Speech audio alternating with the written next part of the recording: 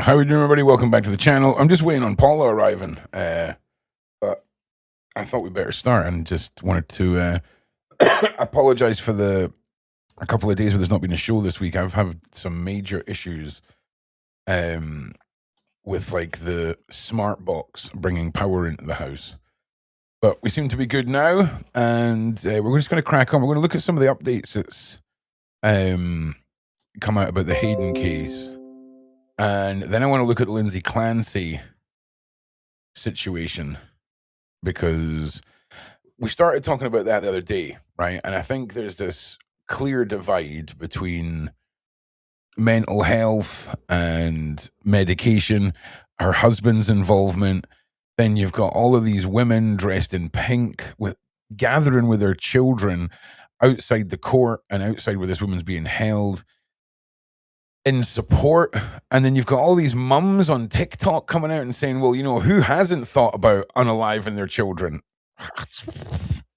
It's mad. But I want to start off today with literally some of the most terrifying footage I have ever seen in my life. And obviously, this is all coming out of Nepal and China. Like, talk about a reality check for every single human being in the world. Because, like, these are like just like it looks like you're looking at like a model from a movie set. Do you know what I mean? It's like it's so unreal. It's really hard to comprehend what it is you're seeing. Yeah, biblical's right.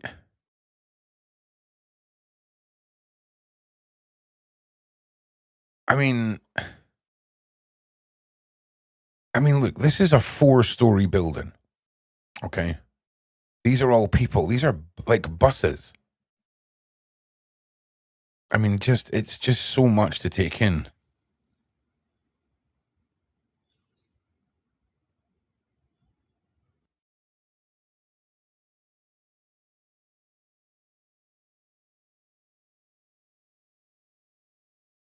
Everything's there, right? Then a second later, nah. Holy Jesus.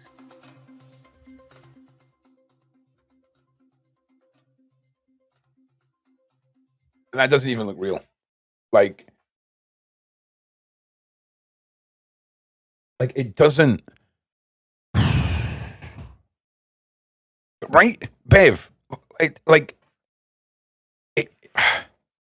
See, I hadn't seen the one that we just played before. I hadn't seen that one. This is the one that I'd seen. And again, look at the size of the building. I mean, 1, 2, 3, 4. Let's say 5 floors, maybe 6 floors.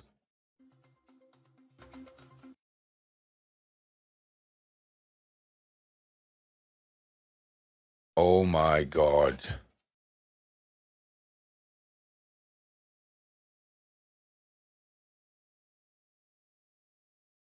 I mean,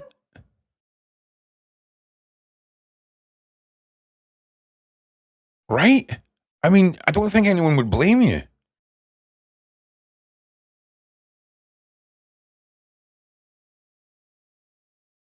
I mean, what the guy?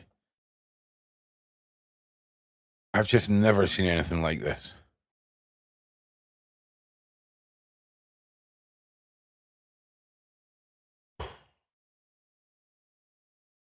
It doesn't even look. It doesn't even look like liquid. It's like some sort of black force. It's just as wild, and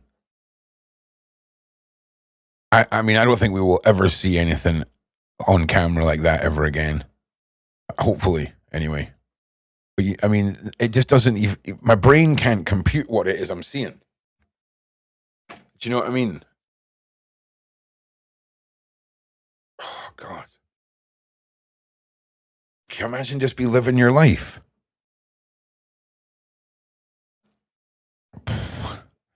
I mean, who knows? It's just so unbelievably sad. It really is. Like, there's no other way of putting it.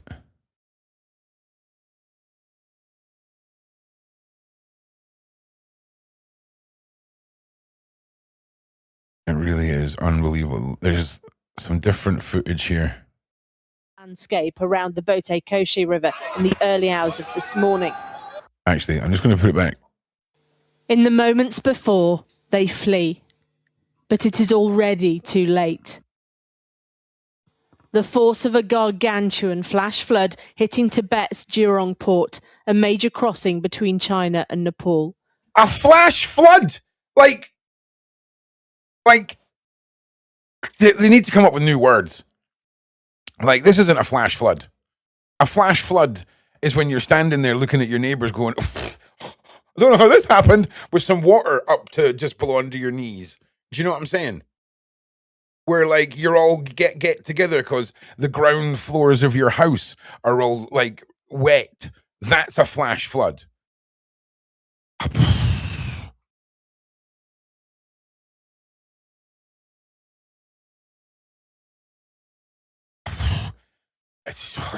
Gargantuan flash flood hitting Tibet's Jurong port. Fair do. She did say gargantuan. She did say gargantuan. A major crossing between China and Nepal. Hundreds of people are currently missing along the border. Among them, foreign travellers and locals too. More than 30 are thought to be UK citizens. This 10 kilometres away, satellite imagery which shows how the torrent of rocks and mud engulfed the landscape around the Bote Koshi River in the early hours of this morning and swept into Nepal's Rasuwa region. Like it's nothing, mate. Like it's nothing. Look at all, I mean, listen, do you know, oh man. Do you remember when the tsunami hit Thailand, right? I think that was the first time I'd really seen the power of flood water and the amount of crap that's in the water moving with the water. It's bananas.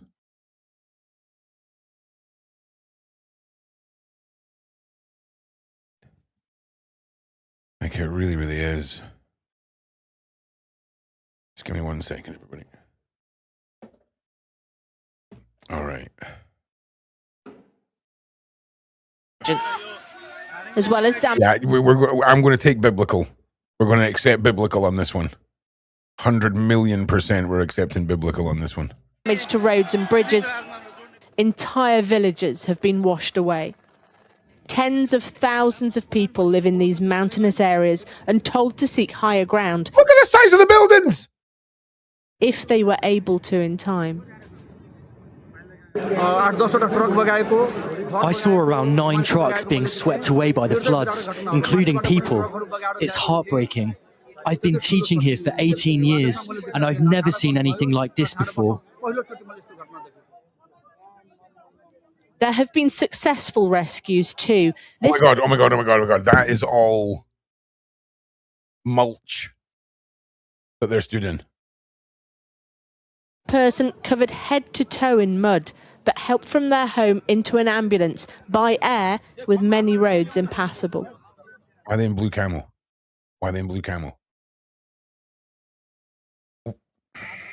More than 100 people have been rescued so far. Oh my. I got a call from my brother-in-law this morning, and they were crying and said their entire house had been swept away. 3 family members were rescued, but his brother is still missing. Because it's a border region, many police, customs, immigration and military personnel are missing too. You can see how the sheer force of the waters broke apart bridges. Nepal's government said that hydroelectric projects that is mad. were among the infrastructure damaged by the floods, wiping out a large percentage of much of the country's power. In such a sensitive region as Tibet, it can be a challenge to get accuracy quickly or an idea. How you doing, Paula? We're just going over this news report of what happened in Nepal, right? And just seeing the sheer magnet. I mean, nature's crazy. It really is. It really is. Of scale. But China's President Xi Jinping has said it's assisting with an all-out search as well as measures to prevent secondary disasters such as early warning systems. Scientists now think that part of a glacier may have sheared off. A deadly flash flood on the same river last year was eventually traced to the draining of a glacier lake. Due to such increase in air temperature, lots of ice are melting very fast, and due to that, we are having such phenomenon. Not only this year, last year's phenomenon is also, to some extent, we can connect with the increase in air temperature. Suddenly increase, more meltwater was there and release suddenly. This is a popular region for international tourists and trekkers. But even yeah, Callie, you're not right. You're not wrong. Sorry, you're not wrong. You're definitely not wrong. Even those who thought they were high up and out the way of danger were. Just look at that. Like, that looks like, you know, when, like, a beach, when the tide's going out and all the sand's wet. It's just, that is just all mulch now. Submerged. The number of casualties certain to rise. Well, earlier I spoke to Angshering Lama Agantir, who's a mountain guide and photographer in Nepal, and I asked him to describe what he had seen today. We saw the river come up, started slowly, started swelling up, and then suddenly it brought all the debris down the river. You know, dead buffalo. Yo, I'm not saying that I'm not saying what I think at all right now. I'm just saying nature is scary, bro. Like, whether it was an earthquake or a satellite weapon or a dragon spawning, like, it was still nature, like a big pool of water. Like, no one spawned the water in. Do you know what I'm saying? So everything that caused that was already here, and for whatever reason, it was satellite weapon, dragon spawn, an earthquake, whatever you want to go, a harp, whatever. Yeah, I'll go with it. I'll go with that. Any reason you want to tell me, I will agree with you. All I'm saying is it's crazy that basically it was just a massive bath, right? A big enough bath of water that caused all of this. It's mad. It's But just water mad. is very powerful. I don't understand why people don't understand the power of water. The whole earth is covered more in water than in earth. yeah. You know, we're literally we're one tidal away from destruction, literally. Yeah, and like I say, if it was, you know, no one spawned the water in, bro. That was really my point, right? It's just crazy. You know what I'm saying? But very remnant of like tactics used by Scar in The Lion King. Do you know what I'm saying? Like, get the torrential force of nature galloping down tight corridors, fling your brother off the hill. You know what I'm saying? So nature, mad. Regardless of whether this was, however you, act of God, whatever you want to call it. Like, when we first seen the tsunami hitting Thailand, that was one People are thing. saying that it's AI. People are saying this is AI. Yeah, somebody in the chat said that was Yeah, AI. listen, great. That's great. Like, but I mean, like, oh man, look at all the birds flying away. Look at them all. Like, you just don't get it. And like, when we seen the waves hitting Thailand, right? There was so many smaller buildings, but this is wild. Yeah, this Altcon Air says it is AI. Yeah, good for him. Good for him. It's crazy. It's just wild. But like I say, my brain could not compute what it was seeing, Paula. Like, it's so... I was involved in something like that, but my thing was evacuating people because the volcano, I don't know how you say it in English, the slave, which is that. It's like a slide. The lava. Oh, yeah. It wasn't lava slide. It's the volcano.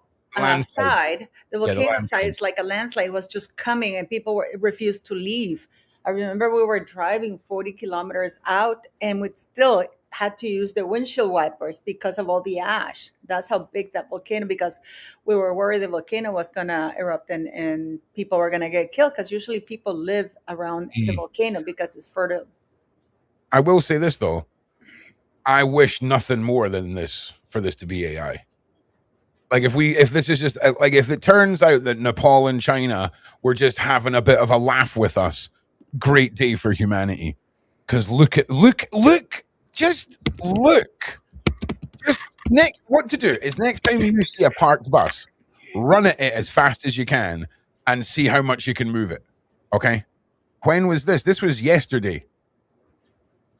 Is there a list of casualties? I think I don't know how. For some reason, they're saying possibly more than 100 people have been unalived. I think that's an understatement. Like, I think that's an understatement. It's crazy. Right. Okay. Anyway, let's carry on. I mean, look at this. Look at this. Look at it. Those are vehicles. Look at it. Oh man. And look at these poor sons of bitches. And look at all oh man. Gonzo.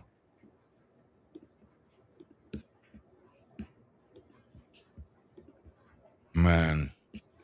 This is where I was. This is what I help with, what I'm sharing with you, in case you want to know, This was in Nicaragua in 1998. This is literally, Christ. And then you're going to see, this is the volcano, see? Yeah. Over 3,000 people died in that. Yeah, that's wild. Yeah. Yeah, that's where I got my scar from the accident. We were being robbed when we were returning from evacuating people. We had two of the evacuees in the car who'd never seen a light bulb even, and that's when we were robbed and the car flipped, and that's where I got my scar. I broke my back and that. So these things are very real. This is why we are nothing against nature, for real. Nothing you can do about this. It's not even nothing. It's not even nothing. It's so beyond. It's so beyond even nothing. Like, I mean, just look at these poor fucking people. Yeah. And look at them. And now what? Now what? There's nothing, how do you stop a huge tidal wave? There's nothing on earth that you can stop a tidal wave or anything. Nothing. There's nothing, guys. We are literally, with all the advances and everything, we're truly powerless against nature. Tornadoes. I mean, the best we can do nowadays with tornadoes is you got almost 40-second warning that you can go into the basement, which is considered a huge advantage, It's just, we will never, hopefully, and again, I'm not saying we'll never see anything like this ever again. This is, to me, this is as mad as seeing one of the towers falling down on 9/11, right? Because my brain just hasn't seen that. Do you know what I'm saying? It's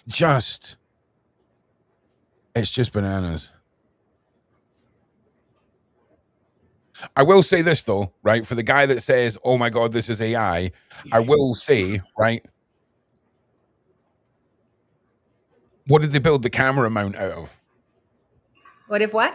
What is this camera mounted to? Because it's a pretty impressive mounting job they've done. And now, I think it was an inside camera from one of the buildings that was much higher up. Yeah, probably. And again, I'm not saying anything. Because they have cameras everywhere. And you can see it from the angle. You can see from the angle that this was much higher, up to the point where it survived the impact. Oh yeah. So basically what we're saying is the camera is way further away and it's highly zoomed in. Yeah, that's probably what it is. Yeah. And again, you know what it gives me? It gives me do you remember the nuclear testing videos that you see and everything gets blown away apart from the little house containing the camera filming it? Yeah. It's one of those ones, but it's just unreal. My brain just doesn't want it to be real, if I'm being honest with you. It'd be a lot nicer if we all got completely duped. It's so sad. Right. Anyway, I just wanted to touch on this. We'll obviously keep our eye on everything. Absolutely horrific reports from Nepal and China. So sad. So sad. Now, do you remember last week or the week before, I'd mentioned something about the Olsen twins. I was like, whatever happened to the Olsen twins? And I brought up a picture of them, and we were all kind of like, nothing good has happened here. Well, the AI has been listening, right, and has algorithmically presented me with a harrowing video. So this is Bob Saget, right? And I don't know who the hell Bob Saget is. I'm not from America. I never heard of Bob Saget. But he was in the Little House or something like that. I can't remember which one. He was indeed. He was in a TV show called something that I can't remember, and in it, the Olsen twins were very small, very young. I mean, really small. They were tiny Olsens, and they were in this show. Somebody will be able to tell me the name of this thing.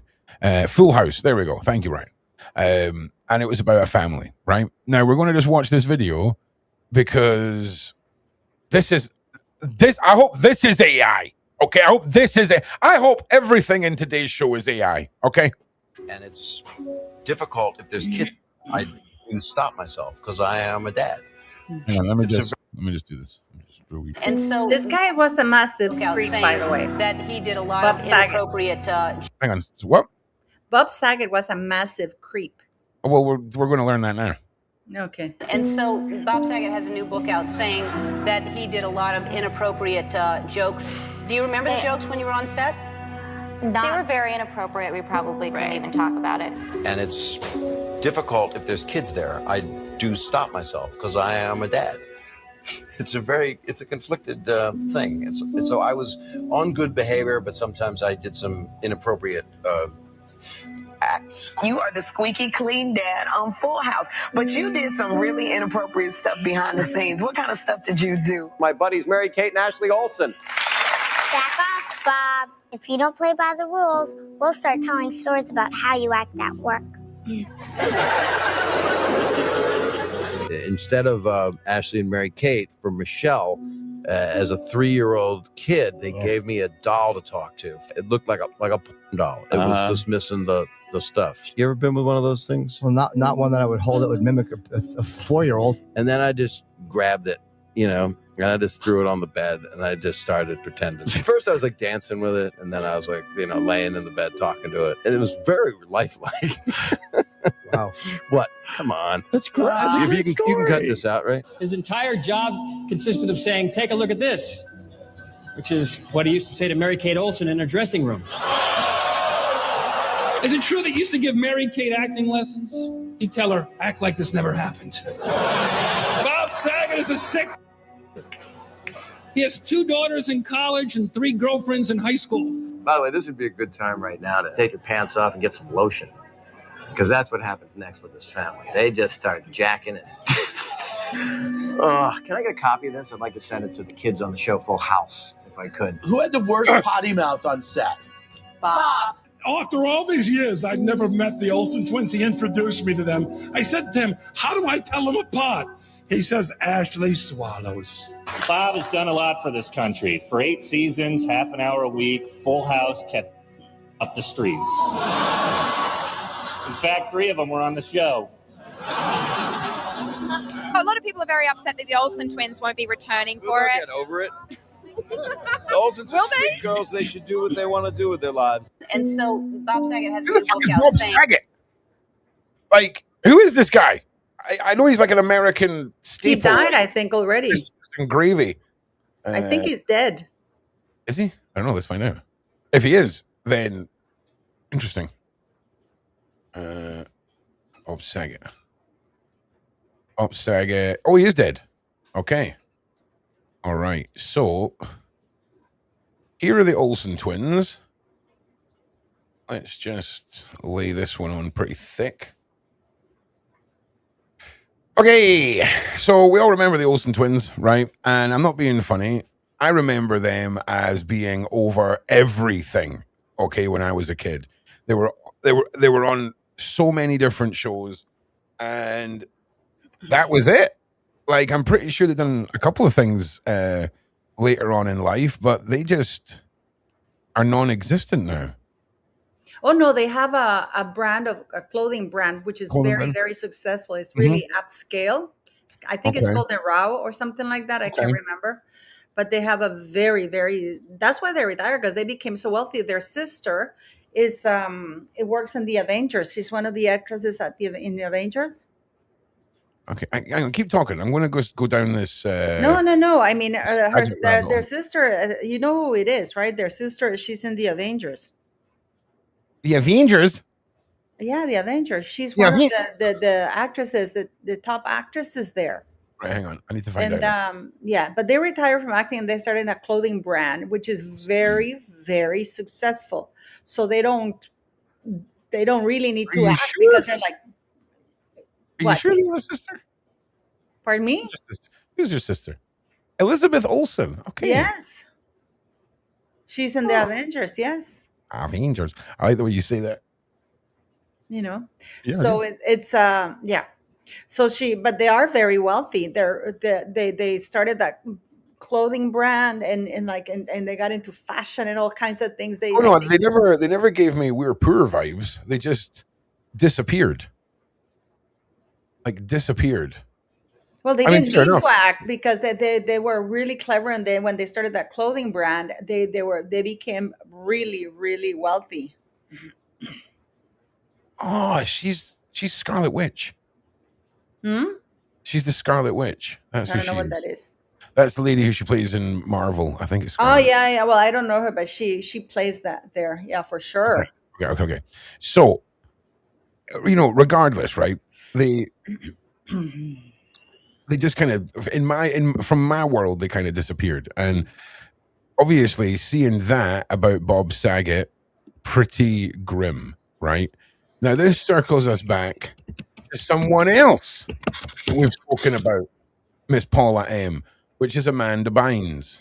Mm-hmm. And this just came out the other day. Amanda Bynes reveals what they did to Hayden Panettiere as a star child. And this is from a day ago. She's working now in a movie. I'm sure she is. They just hired her after everything, and she looks different for sure. Mm-hmm. I wonder what the movie's about as well.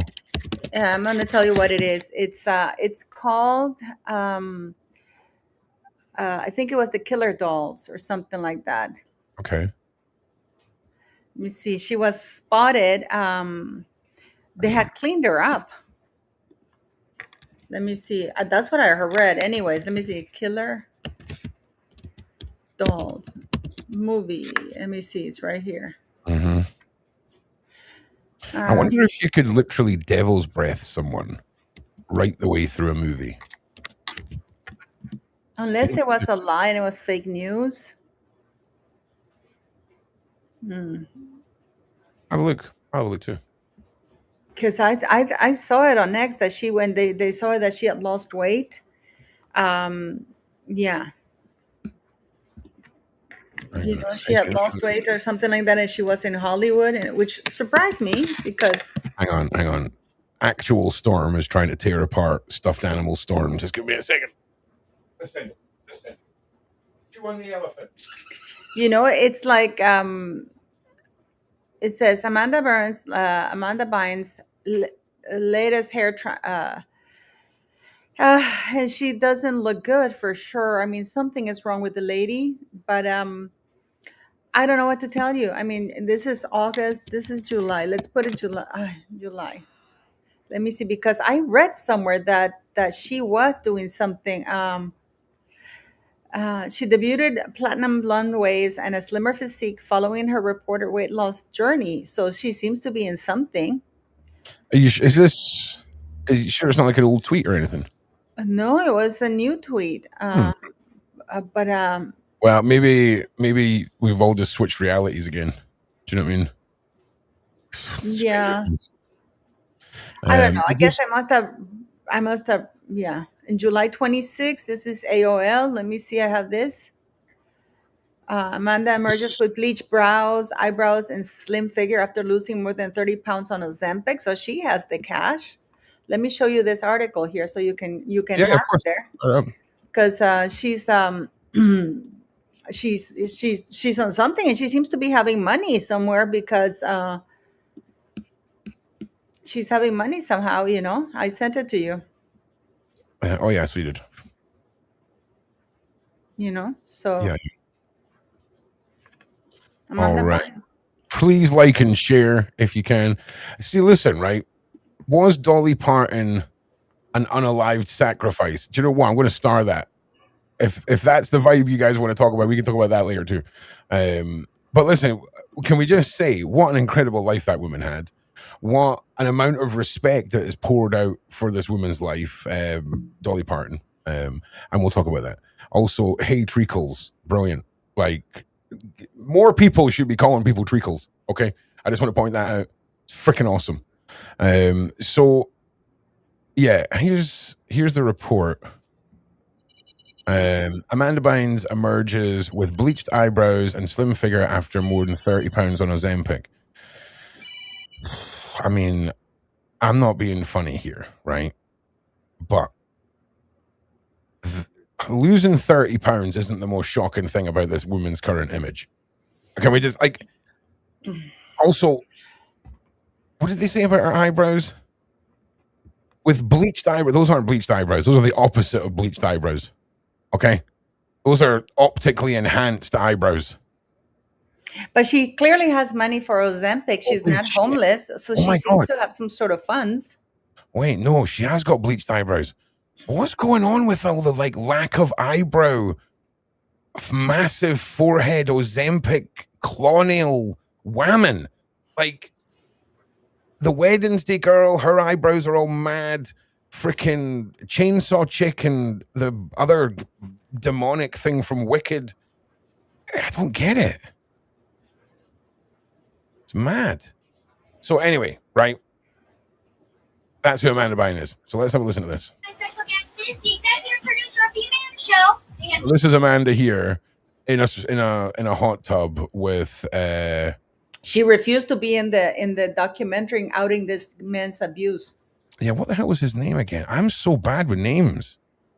Like Schneider. Schneider. Can I get the executive producer of the show? Yes, I'm the executive producer and the head writer. You actually wrote the words we're saying to each other right now. Yeah. Yes, I wrote this whole conversation that we're having right Hayden Panettiere has officially named the woman that she accused of trafficking her on a yacht. Very small room, and she physically put me in the bed next to this undressed man who was very famous and had his hands like this. Amanda Bynes is back in the spotlight after Hayden Panettiere's shady death, and according to her, Hayden was unalived by the same people who forced her into being an industry yacht girl when she was younger. It's unclear just how long Amanda has known. Okay. Unalived by the same people that forced her into being transported. Just, that's what Amanda Bynes is saying. All right.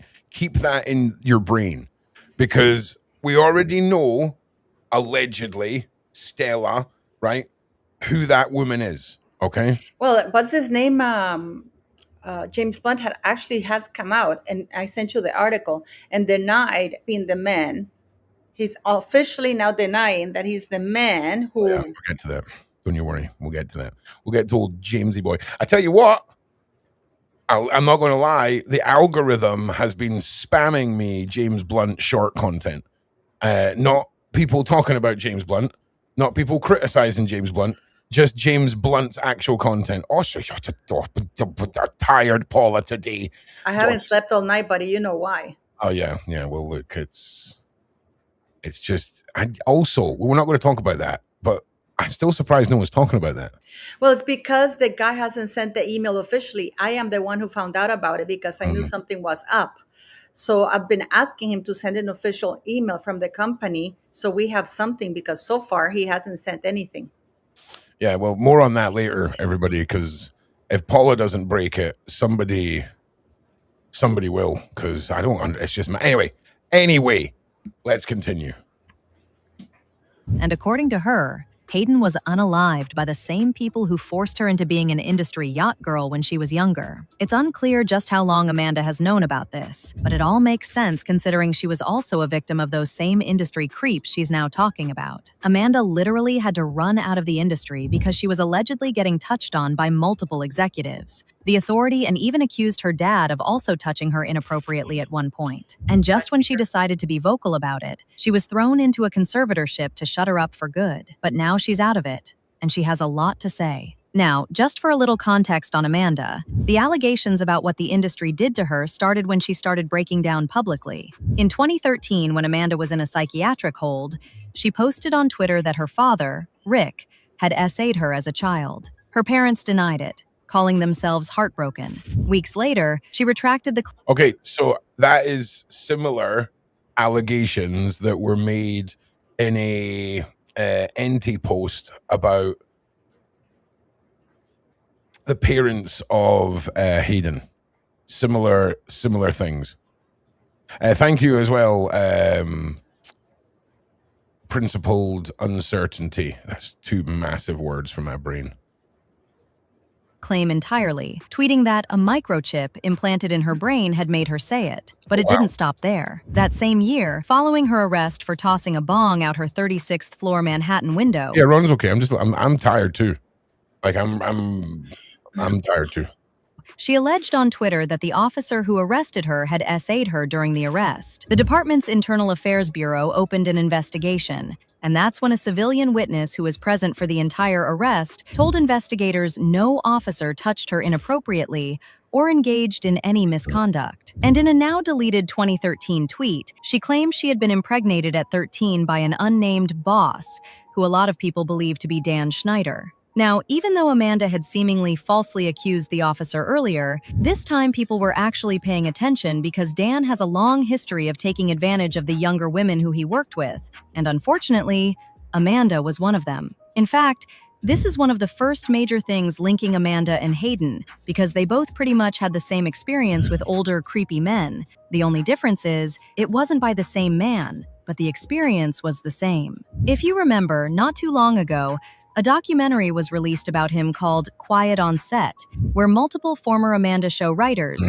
including Jenny Kilgan, alleged that Dan ran a hostile, male-dominated writer's room, where she said she and another female writer were pressured to give him massages and act out embarrassing or explicit suggestive scenarios tied to whether their sketches got approved for air. Two women also said they were forced to split a single writer's salary between them. He was accused of dismissing female writers outright, reportedly telling one he didn't believe women were funny. The documentary exposed him for repeatedly writing explicitly suggestive content into scenes involving underage cast members like Ariana Grande. Schneider's legacy is just so disgusting. And that's before we even get into him requesting kids to post pictures of their feet and the slime on their feet. It's just weird. Day's Cat Valentine bits on Victorious. Now, as for Amanda, she got sucked into that world when she joined his shows at 13. A footage that resurfaced not too long ago showed the two of them together in a hot tub for a network promo, where Dan was right beside a then-teenage Amanda in a swimsuit. People close to the production said she spent a lot of time with him and his wife outside work, gave him neck massages, and would leave schoolwork to pitch... Hell no. Like, hell no. Like, Paul, I had to mute you as well. Just, you need to unmute yourself because of the thunder claps, as we now refer to your typing. But that's okay. So we have to assume, right, that when it comes to people like Dan Schneider, it's the surface of the reality that we're seeing reported on. You know, reminds me of Nathalie Wood. But we have the same issues. They refuse to name people. She even refused to participate in a documentary outing people. Yeah. This is one of the major things that, for me, I think at some point it's like, if you're not gonna name or say anything, shut up. Well, shut up. up. They're teenage girls. But now she's not anymore. Well, yeah, I know, but it's fear and coercion, isn't it? Plus, I don't think she's the one saying anything. I think everyone's just assuming.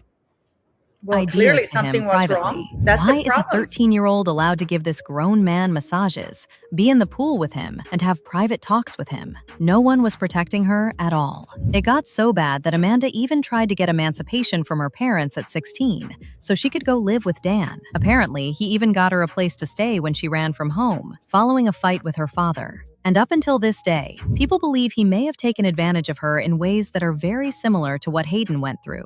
But the only thing is, unlike Amanda, Hayden actually spoke out about it herself, and not even 3 months later, she suspiciously loses her life. Word on the street is this is why Amanda stayed silent. She knew she'd lose her life if she spoke out, and just decided to leave Hollywood altogether. Unfortunately for Hayden, she took the first step towards speaking her truth, and they made her pay with her life. So months before Hayden's death, she detailed an incident in her memoir, This Is Me, A Reckoning, and on Jay Shetty's podcast, about the time she was forced into being a yacht girl at 18. She said a woman she trusted as a protector named Stella in the book led her onto a yacht, down into a small cabin, and physically placed her in bed beside an undressed, very famous man. And according to Hayden, this woman and the industry executive were acting like this was not new to them. She said she went into what she called survival mode, refused, and fled to hide elsewhere on the boat, but had nowhere to go since she was out at sea. She never named the man or the woman publicly, explaining to The Hollywood Reporter that they were industry people she could run into again, and she didn't want to be sued by very pissed-off famous people. She separately said she was also confronted by an unnamed Oscar-winning actor and director who exposed himself to her at 19. By somebody that I had grown to trust and see as a protector and somebody who had my back. And to be walked down the stairs and presented as though it was like a surprise. And it was this very small room, and she physically put me in the bed next to this undressed man who was very famous and had his hands like this. Like this was just, an average day for him. This is something that happens all the time. And I waited for her. Now, since Hayden explicitly revealed in her memoir that this incident happened on Diana's boat, people immediately called Diana Jenkins for allegedly being the trusted adult in question that Hayden was talking about. Yeah, people think this as well because she names the woman Stella, and Amanda's first name is Sanela Diana Jenkins. But her team immediately debunked the allegations and even threatened to sue anyone who would accuse. You got to understand how powerful this woman is. Everybody, you have to understand how powerful this woman is. Accuse her of being her ex-husband, ran Barclays Bank in the UK. Girl is tapped in. Involved. Diana has had to deal with false online rumors before, and sadly, this is just another example of that. So let me be 100% clear about this. It most certainly is not Diana, and anyone who claims it is her will be sued. And as for the industry she was... I mean, it's true. I'm sorry. True. She's right, because this woman, everybody refuses to name her. Well, no, people have named her, but then they get sued because they don't have any evidence. Do you know what I mean? Forced to sleep with? Well, a lot of people have been side-eyeing James Blunt, and they have a few reasons that I will be telling you about in a second. So if you remember, Hayden said the industry executive was a British singer-songwriter in his 30s at the time, and that directly matches James in 2007. Also as well, all the names are out. Hayden's given the names out to... No, she's never officially I can tell you now she has. I can tell you now. I know for a fact she has. Well, where is it in the book? Where is it in a statement that she's given publicly? She was coming on this podcast and 2 other podcasts to go public with. She was, but she's not anymore, right? So she died before she named anybody. All of the conversations, the transcripts, the video recordings, the interviews, all of those are safe. And they'll be out soon. So, yeah, Hayden got everything out. It was, she was terrified though. Terrified. To 2008. Not only that, there are also photos of James and Hayden together at a 2009 Cannes Amphar party, alongside Diana Jenkins. And in fact, Just like Hayden, James also had a chapter in his memoir where he spoke about his time on Diana's boat. The coincidences are just too loud to ignore, and it doesn't help that James had decided to stay silent instead of addressing everything. Not Now, anymore. even though Amanda hasn't publicly spoken about Hayden's death, word on the street is she's been going on and on behind the scenes about how Hayden was unalived by the people she was speaking about. Apparently, this is exactly why she's quiet, and Hayden's was a reminder for her to keep her mouth shut, if she really wants to stay alive. As usual, people had their thoughts like this person who said, they got rid of her. They couldn't risk letting the truth come out. May she now rest. Another person said, why do people talk but not drop names? Just tell it all. Drop all names just in case, or write it down and give it to multiple people in case something happens to you. But now I want to know your thoughts. What do you think about Amanda coming out to expose what was done to Hayden? And do you really think the reason Amanda stayed silent about her experience is because she didn't want to end up like Hayden? Let me know your thoughts in the comment section below. And don't forget to click here to watch this other messy video. She sure did. And just so everyone, like, just in case anyone is watching, all of the names have been spread around multiple people. Like, all of the dead man switches are in place for if anything was to happen. Do you know what I'm saying? So, yeah. We just need to wait and see what the next move is from Babs, basically. But, I mean, it showcases, from Amanda Bynes' point of view, the toxicity, the predatory world of the child industry that she grew up on. 1 second.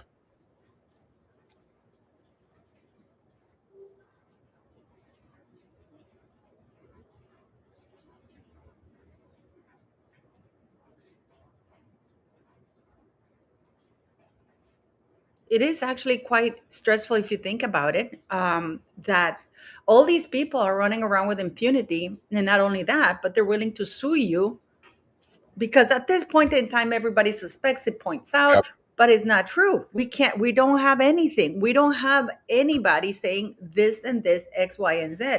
Virginia Roberts wrote a whole book about it. Didn't name a person. Didn't name a person. You know, we have pictures of Clinton being getting massages from blonde girls. We have pictures with Ron Burkle, Epstein, and Clinton. Nothing. Clinton goes before Congress. He walks off, and then he's pictured in Sardinia, and people are taking pictures with this absolute pervert. Yeah, here's the thing, though, right? Like, the fear is just must be the most, like, facilitating factor to all of this cover up, right? The fear of your loved ones being hurt, the level of the people that you're dealing with. Like, there's obviously a contributing factor to have kept this silent so long. Also, as well, I've just oh yeah, so hang on a second. What is it? Yeah. I gotta tell you, for me, I've lost all sympathy for Hayden or for even Amanda, because at this point, we're worried about our lives, and I'm thinking, you know what? And this is my take on it. Yeah, you said this yesterday. I'm gonna give you a take on this. If anything happened to my son because somebody knew of a crime and they let this guy run around knowing full well what it was, and this person commits any crime that they commit after they did that to you, it's on you. Yeah, but again, though, we're talking about the world of blackmail and, like, devil's breath. I mean, who knows what those girls had done illegally on camera that could have came out. I mean, there's so much contributing factors to the elite level control that they have. And I tell you something else. When I spoke to Chloe on Sunday, right, and her story, it took her years to process. And eventually she came forward. The guy's in jail. Like, she smashed it. But I mean, that took her like 17 years from when it happened to process it all. And that's without any continuing, you know, handlers. That's like regular grassroots, evil, twisted man stuff. But then when you scale it up into I'm sorry, transportation, no. If she wrote a book and she's profiting from it, this is not like she went and said, I'm here, to talk about my story, to see if I can help anybody. I'm not going to name anybody. She wrote a book and she was making money off of it. she just So she's started doing it. monetizing her pain. I don't care. Well, I mean, I think like a lot of people do that, right? No, I agree with that, but she's not a hero in my mind because Yeah, she wrote a book. I But think I'm not she going to was- name you, wink, wink. I'm not going to name you, wink, wink. But I am going to exploit you, and I'm going to let other victims, and I'm going to let you run around for free. Nah. And the problem that they have is that they don't go. You know what the problem is? That they don't go full Monty. They don't go full Monty. That's exactly what she was coming to do now. And then they Well, took she her out. was, coulda, shoulda, woulda. Well, that's what I'm saying, though. But I mean, that's what she was building up to do now. Like that's exactly what she was building up to do now. And as soon as she started to go public with it, she got taken out. It was the same as Virginia Giuffre. The same as both Virginia of them. Giuffre really didn't go public, other than accusing Andrew. She didn't name anybody else. She wrote a whole book about it. She sat down. When you write a book, or when even a stupid email, when you're going to send you even a text message. Again, you're comparing your story to Virginia Giuffre. No, I'm not comparing my story. Forget about my story. I am saying at the end of the You've day, done it. they You've done it don't say multiple anything times, wrong. Paula. You've done it multiple times yesterday. You're But doing this it is again like today. the Epstein files that they're saying, oh, we have the Epstein files, but we're not going to link them. Well, yeah, but now you're dragging the Epstein files, and you can't just keep jumping from example to example. Like, I understand that it's frustrating that there's a contributing factor to the control, coercion, and fear of people. I've seen it in freaking Barbara. Like, Barbara was terrified of something that happened last week, which I can't talk about, but she was freaking petrified. And she's as badass as they come. She's been coming on here and trying to name as many names as she can. I mean, she got hit with a car and was hospitalized after the Ron Burkle show. Do you see what I mean? And there is definitely an X factor, right, which isn't necessarily prevalent throughout what I refer to as the grassroots abusers and stories. I mean, right? I can show more pictures. That is me. I can show pictures and pictures and pictures of me being absolutely horrifically harmed, and I'm not gonna sit here. I don't want excuses. I really don't want excuses because there has to be an attributing factor that we don't know about. And from the Epstein case, we've learned graphically about the level of blackmail, coercion, the devil's breath, the substances, all of it. And the case of, I think it was the toolbox killer out in I can't remember where it was. It was somewhere in the US, right? Where the FBI raided this guy's house. They found all of his torture tapes and all of the stuff that he was getting up to. And one of the FBI guys, or one of the local police, recognized the tattoos on a woman as being a local prostitute. And all this prostitute remembers is waking up at the side of the road and missing 2 weeks of her life. And she had to be informed of all the abuse that took place and all the horrific stuff. And that psychological impact of being told that you have not just had a crime committed against you, but you've been abducted, and having no memory of it. Like, it seems unfathomable how a human would be able to process that. And I think there's a lot of techniques that are used in brainwashing, coercion when it comes to these elites and these young kids in Hollywood. So, and I understand it's frustrating. I really do. And I agree with you. It would be much better for the whole world if we lived in a world where every abuser was held accountable and this stuff couldn't spread. But coercion, blackmail, substances, power, money, fame, it's just a mess. It's a mess. Yes, Virginia, good. Correct. It is. But I get why Paula gets so frustrated. Do you know what I'm saying? Like, I fully understand it, especially from a woman who's gone through like similar horrific atrocities with a man in power as well, with threats to her life, with all of it. So there's got to be another factor. I'm not saying that you're wrong. I'm not saying that you're wrong. I know that people are saying that I'm brutal, that I don't get this. You know what? I did at the beginning. But then, when I was going through 9 years of trials, being beaten, being all kinds of things. The threats and everything that I got are not joking.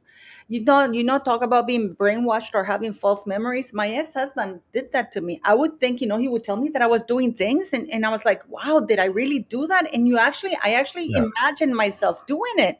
Yeah, you're being gaslit. That'd be being Yeah, gaslit. but then at some point, it's like something, like, and the most stupid things. People don't know what I went through and what I've been going through and what my fight was for 9 years. People kept telling me, "Shut up! You're gonna die! You're gonna die! Just make it go away! You don't want to fight against this!" And blah blah blah. And at some point, you are the example to your children. You are the example to your children. Okay, I understand that you were not made aware that they gave you the devil's breath, but then when you saw that, you know that is illegal. You can come out and say, you know what, they did this to me, X, Y, and Z, because the most powerful. Let me finish. The most powerful tool you have They own the is to speak system. the It's the same truth. as in the UK. It's the same as in the UK, Paula. They own the system. They own the judges. They own it all. This is the problem. It's the same in this country. It's the same why. I understand that, Ron. I understand that, but you have the internet, and at some point, this is no, even if they call it conspiracy theories, but it's out there. It's out there, and this person is on record saying something. Look what happened to Andrew. Look what happened to Andrew. You can't compare two survivor stories and assume that they're both the same. And this isn't just a single person. This has been going on for decades in Hollywood. And there's definitely a contributing factor that we don't know about, because otherwise, What just bothers me that I see James Blunt putting out statements saying she never named him. He's absolutely right. There's nothing in writing, and I will sue anybody. The same thing for Diana Jenkins. It really gets under my skin that these predators are probably doing it to many other people. Sadly, it is coming out. And you will see it in someone's words. And you know what? You can't sue a dead person. So we'll see how it all pans out for Hollywood in the coming weeks. Because I, for one, I'm quite excited to see what's going to happen in the coming weeks. So here we go. James Blunt responds, was he the famous I just want to say something. It's all gone wrong. That I'm defending the indefensible. I'm actually not defending any bad behavior. What are you talking about? This lady from Iron it's all gone wrong. It says, Paula, stop Irene B, stop defending the indefensible. It's not about you. I know it's not about me. I'm not talking about me. And I don't know why people are making it about me. I am telling you that I don't agree with that behavior, because probably had somebody else spoken out, other people wouldn't go through this. And I can tell you for a fact, because I worked in these things, that these people are now flaunting their behavior because they get away with it repeatedly.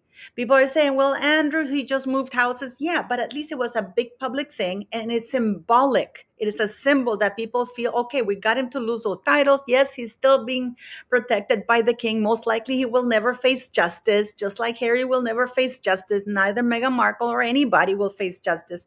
But it's up to us to at least keep at it, just like that water torture, like it's one drop. It may take a long time, but you do it by exposing things, by talking about it, not by saying, oh, he shouldn't be talking about, because that's the message. I feel we're empowering victims to continue victimizing themselves by not speaking out, rather than say, hey, speak out. This is a safe environment. I disagree.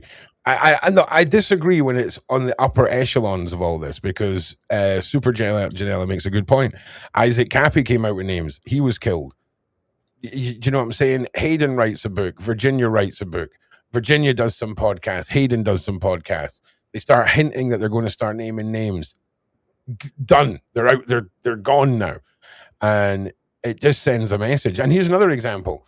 Like when they tried to do the Forgotten Children project, anybody in the music industry or Hollywood got any evidence against human transportation? Let's get together and do a film. And then everyone on that film was killed. There's a clear message being sent. And the problem is, Paula is right. But the problem, Paula's only right in a world where when someone speaks out like Hayden, they're believed, they're protected. The legal system isn't skewed to favor the predators. And I mean, if we lived in a perfect world, I would be fully on board with what you were saying, Paula. But there's something going on in Hollywood and these upper echelons that is so dark and twisted that it's not come to light yet. But seeing what we already know about Hollywood, Epstein, the child jerky, the blackmail, all of it, it's we have to assume that there is an attributing factor. And I tell you something else, one of the contributing factors that is prevalent is people, when they do speak or hint at speaking, they suddenly die. And I think having your life ended is a pretty good motivator to try and find ways round these systems, get your evidence out there. And even when they try and do that, they're unalived as well.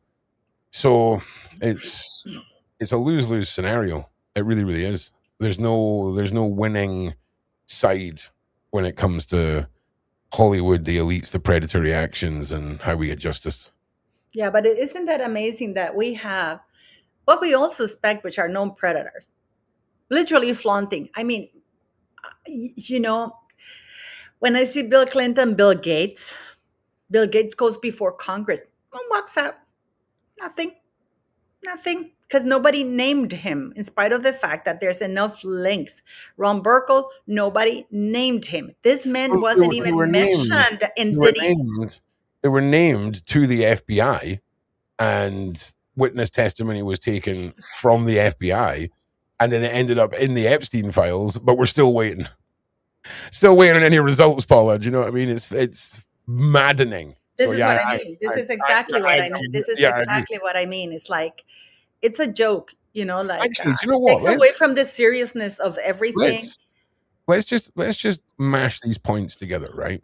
So we've got on one side a demographic of people who are frustrated when individuals in Hollywood don't name names and come forwards. We get that, right?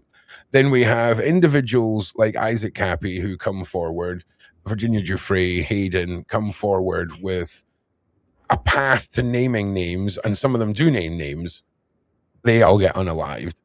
And then we have billionaires who are in files, admitting to being PDF files, talking about child jerky, talking about like really hard RE things and child abuse, and they're still walking around. So let me give you a name. Rose McGowan. You know why she's still alive? I don't know. Because she named the people. She wasn't hinting. She came right out and said, Harvey Weinstein did X, Y, and Z to me. This guy did X, Y, and Z. She wasn't screwing around.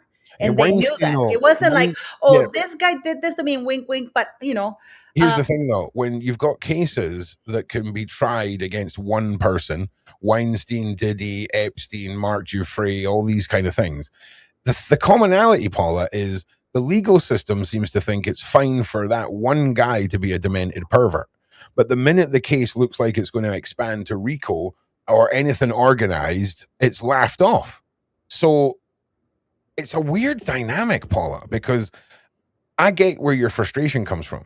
I'm frustrated with it too. But then when you stack up all of the realities of Hollywood, there's nothing that stacks up that is on the side of the children or the abused. It's all from my understanding, Ron, is that Diddy was named by multiple people. That there is a pattern. Harvey Weinstein was publicly named by multiple victims. Diddy named by multiple victims. So when they are named by too many people, it becomes a scandal. They can no longer keep it quiet. Tell me any of the victims. Any victim who has come out and accused Bill Gates or Bill Clinton. But that's Diddy's nothing compared to Clinton's and Bill Gates.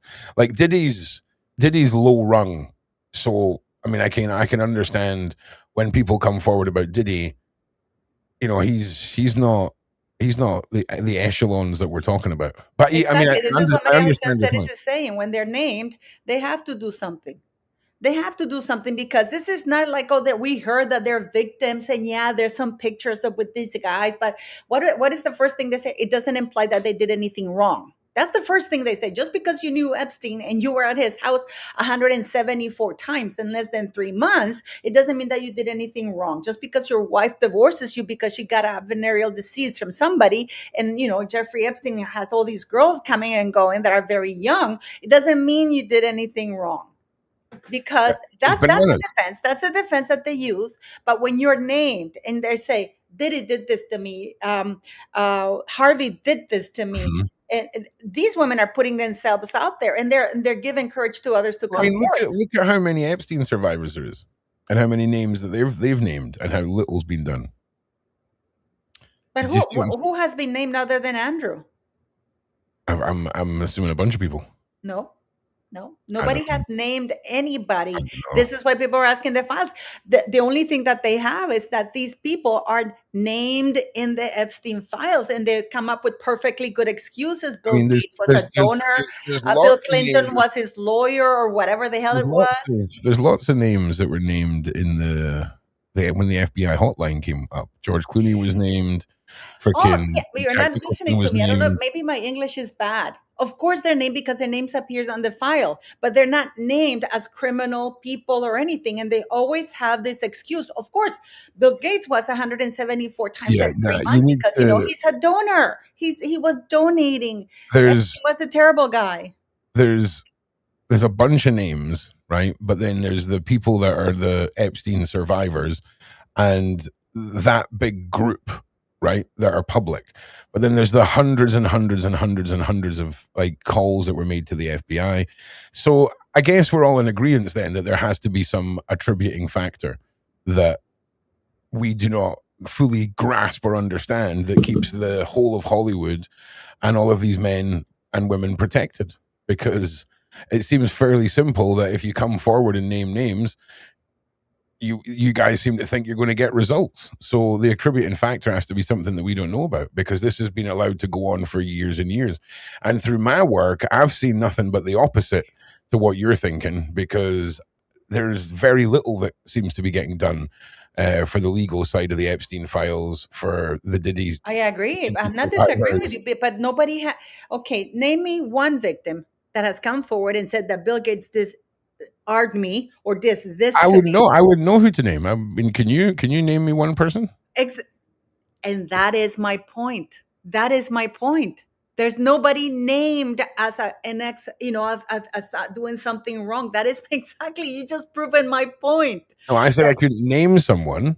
A lot of the FBI thing, because I've said it twice now, like the FBI hotline, right, when they were gathering information after the first Epstein incident, there is multiple names in there. I think a lot of the calls were anonymous, if I'm being honest with you. So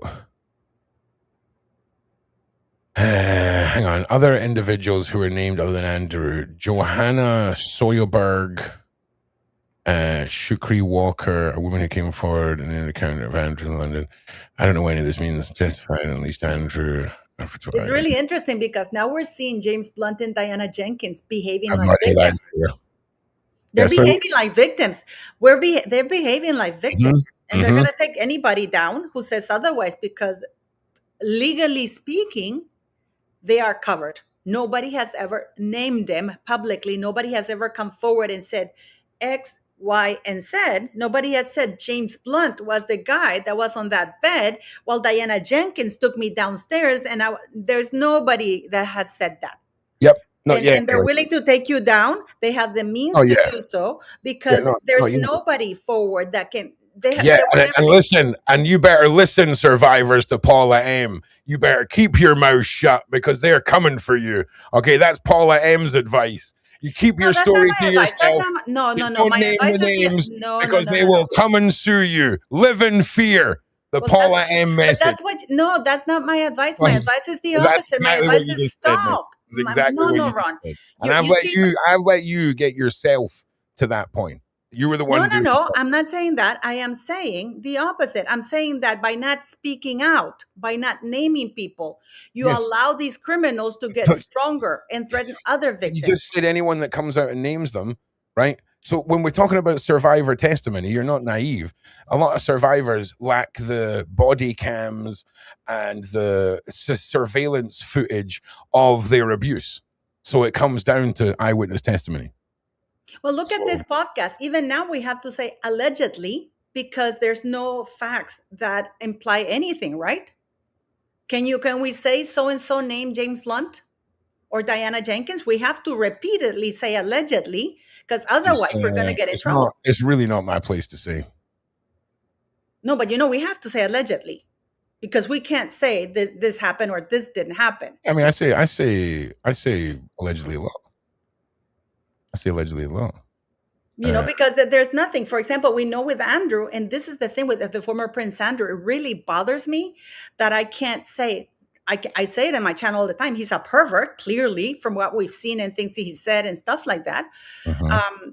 But I can't legally call him something criminal. I got a notice from YouTube when I called him in a video. I said, well, it is my opinion he's a pervert. It is my opinion that he has, even though I repeated.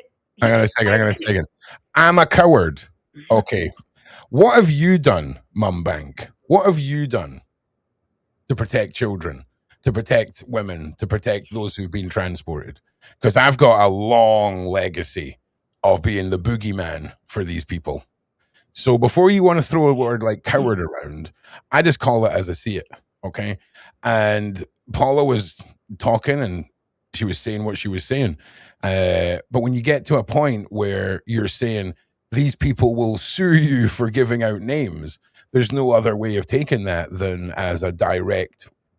Survivors can take that as a warning. Okay. I was obviously being exaggeratory for my point against Paula there, but that's just how I hear it. Do you know what I'm saying? Yeah, but that's not what I was saying, Ron. What my point was, like, they are legally entitled to do that because there's nobody that's come forward and said they did Correct. this. And that's when I responded with, what if, I mean, are you expecting survivors to have footage and hardcore evidence of their abuse? No. I don't. Do you think I have footage of people trying to kill me? Before your sentence interrupts the middle of my sentence, let me finish, right? So with that in mind, then, if you've got survivors in Hollywood who have got money and power, again, the predators against them have got money, power, there's possibly substances involved, and when they attempt to get the information out, people are dying around them. Like, it doesn't, how are you meant to get proof? I don't understand. I know that. I fought against that for years, Ron. I'm still fighting against it. Yeah, but I don't know. But I still go ahead and say it. Nobody believed me. People call me crazy. Nobody believed me because they're very good at how they hide things. Your story is vastly different from these. It's vastly different. I get it. It's frustrating. They seem similar. I get it. But they're two different stories. No two survivor scenario situations. I didn't say that. I didn't say that. I know that. But it sounds like we're pigeonholing everyone. No, I'm not pigeonholing anybody. I'm actually frustrated that these predators are still out. I'm frustrated too. We can agree. I am frustrated. I am frustrated because James Blunt in the article is saying, I will sue anybody who, this is how entitled they feel. The same thing with Diana Jenkins. She just issued a blanket statement, press statement saying, and as you said, she has pulled, they have access to platforms because this idiot. I agree with you though, Paula. Like, it is enraging. It's enraging that the system is so stacked that even when people come out and say anything, they're either not believed, they're silenced, they're discredited. Because that's another one that we've not spoken about, is how people go and discredit. And I'm sure they've done that to you. Make up a bunch of stuff, put it out there, all that. So, but again, it is what it is, and you know that I love you, Paula. I'm just saying. No, I know. We disagree on this because when you are on the opposite end. Yeah. Well, no, it's not that we disagree, because I do agree with you. It's just there has to be an attributing factor that prevents it all from happening. Yeah. Because it is frustrating. This should have been nipped in the bud with Shirley Temple. Do you know what I'm saying? But why hasn't it? That poor little woman. I mean, can you imagine being that little girl and what was being done to her?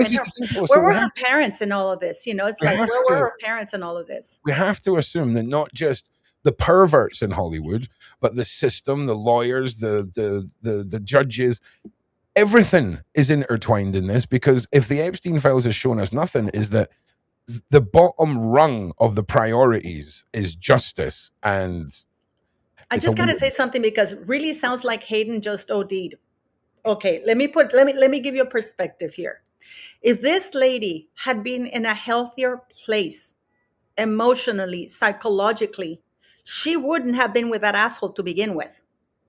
Because there's no way. I don't know if you've seen the interview this guy gave to TMZ.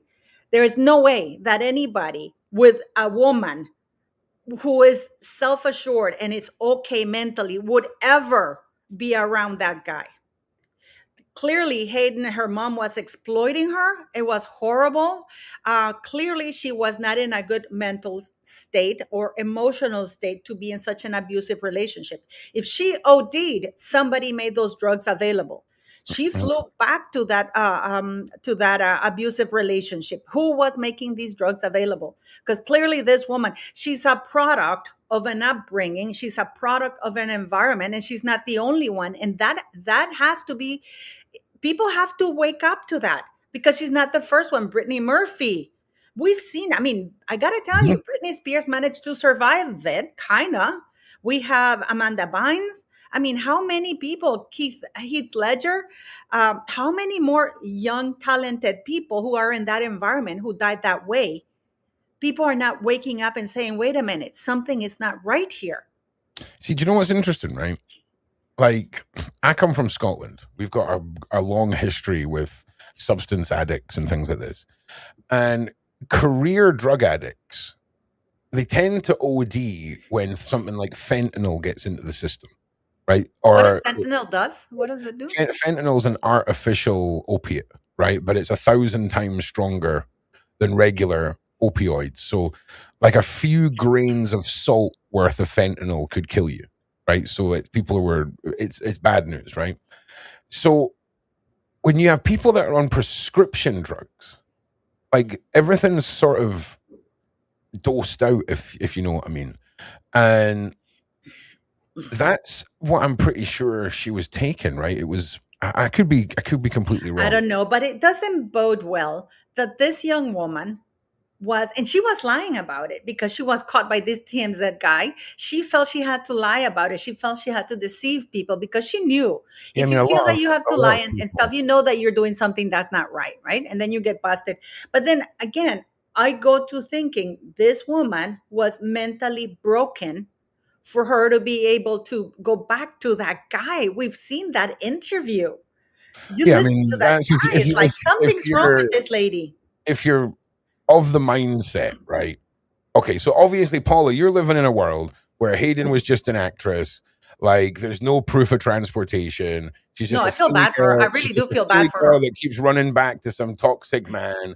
She was a drug addict, and her parents were crap. So I'm of the mindset that the allegations against her parents are 100% true that Enty made. That the woman who we know as the one woman Stella has her hands tied within Ukrainian cartels and a global network of Hollywood pimping. Then I also believe that individuals have been put in charge of Hayden as handlers, that I imagine that there has been excessive amounts of devil's breath and illegal activity, shameful activity, especially if you believe everything that took place in the Enty allegations. So we're coming at this from two totally different points of view. I actually disagree with you. I think that Hayden... I know you do, because you have the opposite. No. You are putting words in my mouth. I'm saying that I believe Hayden was a victim to begin with. I really do believe that, because when you're 8 months old and you have like that crappy mom, I don't know who's going to be putting a child like that, a toddler, a baby, into that kind of environment. I don't like that the mother's not taking any responsibility for that. That's absolutely insane. No. But have you ever been in situations when the victim becomes the victor, like the one that does that? It happens all the time. At a certain point, I understand that as a child, she had no control. I understand that there's issues with her. Of course there are, Ron. Yeah, that's insane not to say that. However, when she wrote that book and she sat down, that's what you think.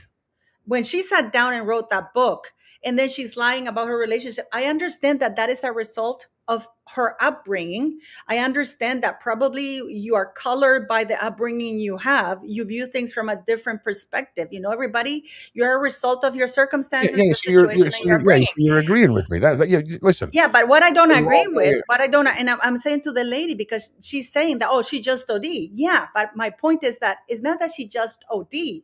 Something led her to do that. She was placed in a very bad environment, and that very bad environment is happening to all these talented people. So we have to ask, what is happening to these talented people that start off really great and end up being like that? Because something clearly is broken somewhere, and not the victims. I'm talking about the system that truly breaks these people down.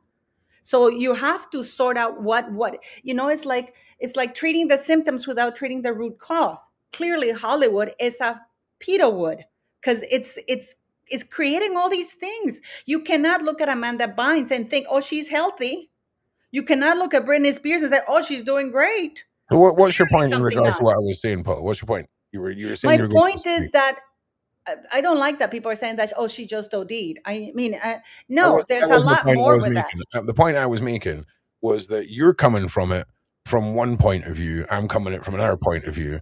Then you've told me that you disagree with me and you think, Yeah, I don't think of her like, I'm not belittling her. I'm not saying, oh, she's just an actress. No, I never said that, Ron. I'm saying that she is a human being. I think she was abused. That's my opinion. I know you're not saying it, but I think that she was heavily abused. I think that it's not as simple. The situation is not as simple. I don't think of her, oh, just an actress who OD'd. I'm actually disagreeing with that comment that the person said. And I'm thinking that we all have to point out now, okay, we talk about Hayden, fine, that's great. We talk about other people, great. But the system is the one that we should be talking and looking at people who are still in that system and who are enabling this to continue. That's just my point. I think what we do is we keep the story going until our insider is ready and has finished working with the individuals who stepped in that I can't mention about. And here's, in fact, maybe this will help. So Hayden Panettiere's representative pushed back against speculation, right? So I just want to read what has come from an anonymous person from inside the Hayden group, right? 1 second.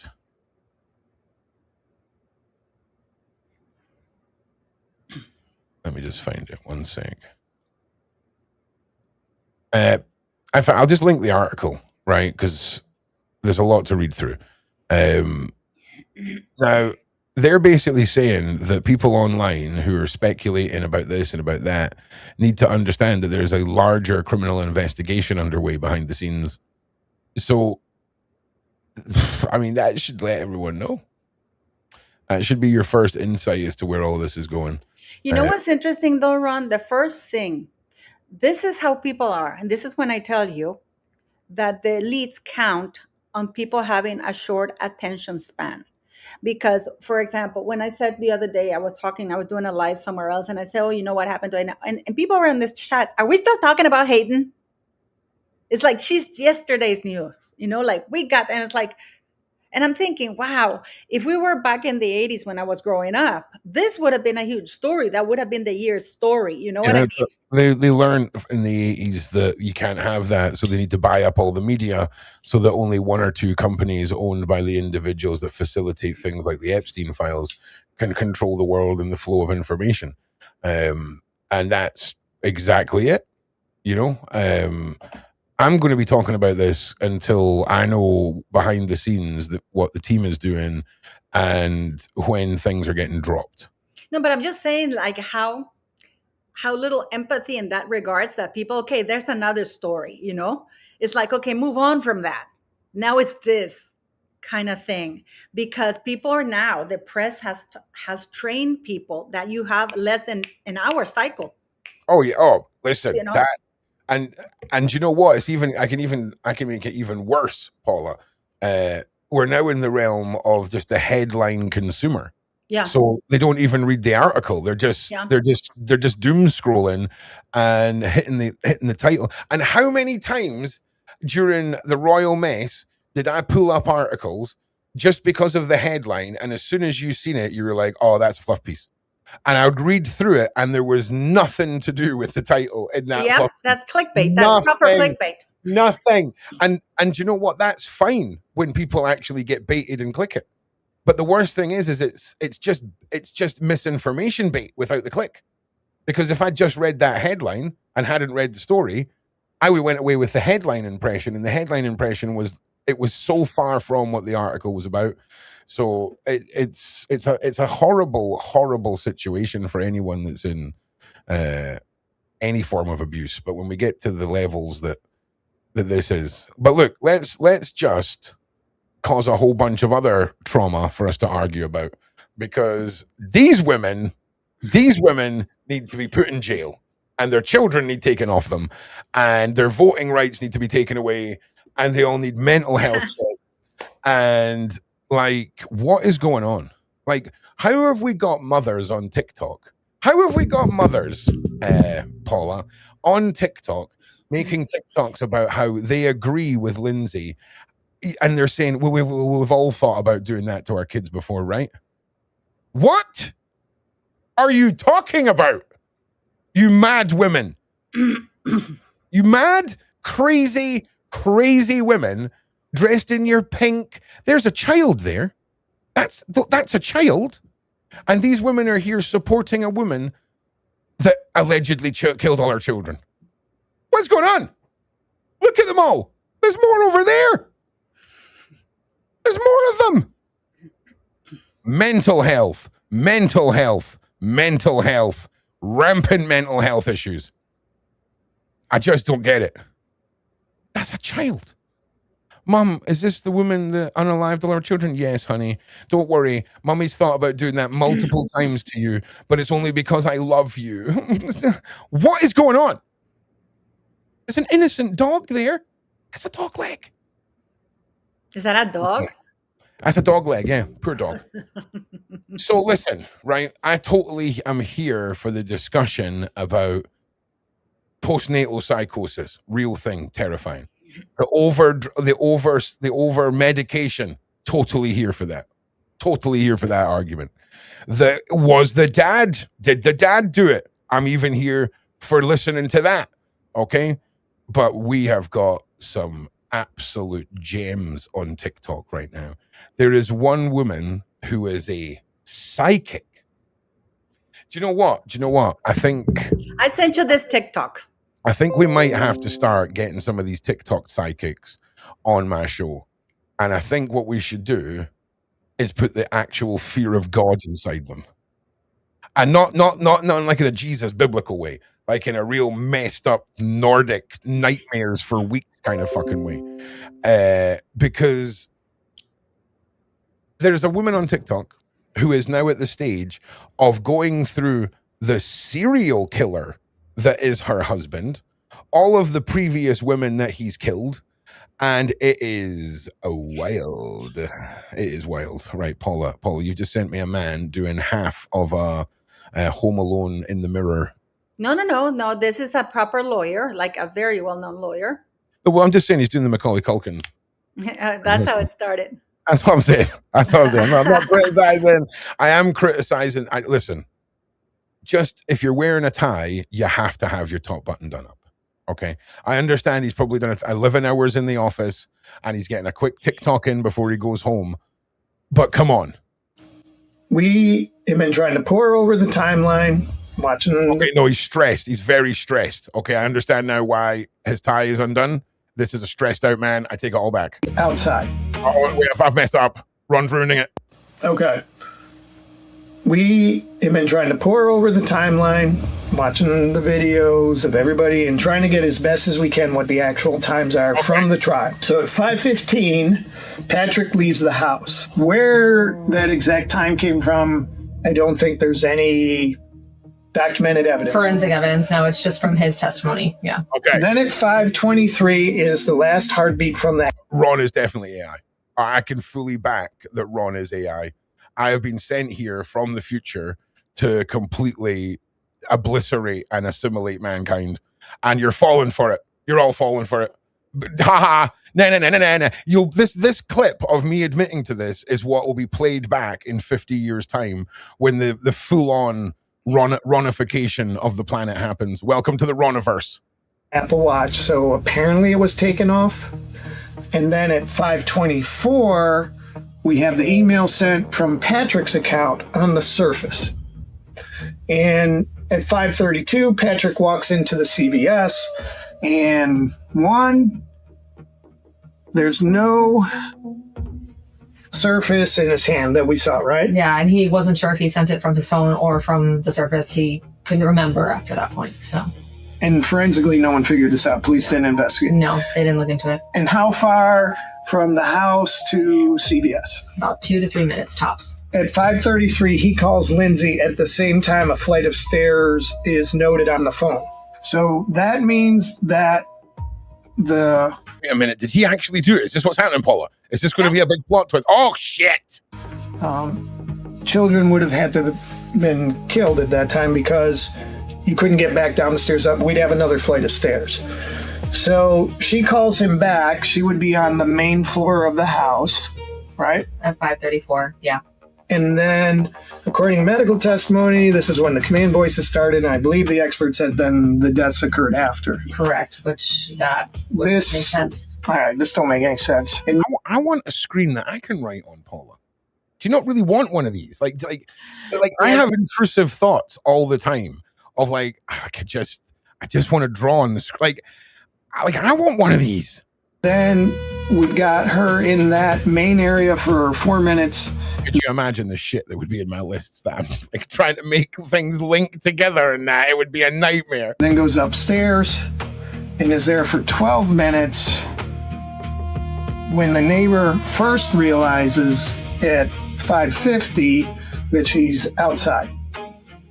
So in 12 minutes, she would have had to have done the knife, right?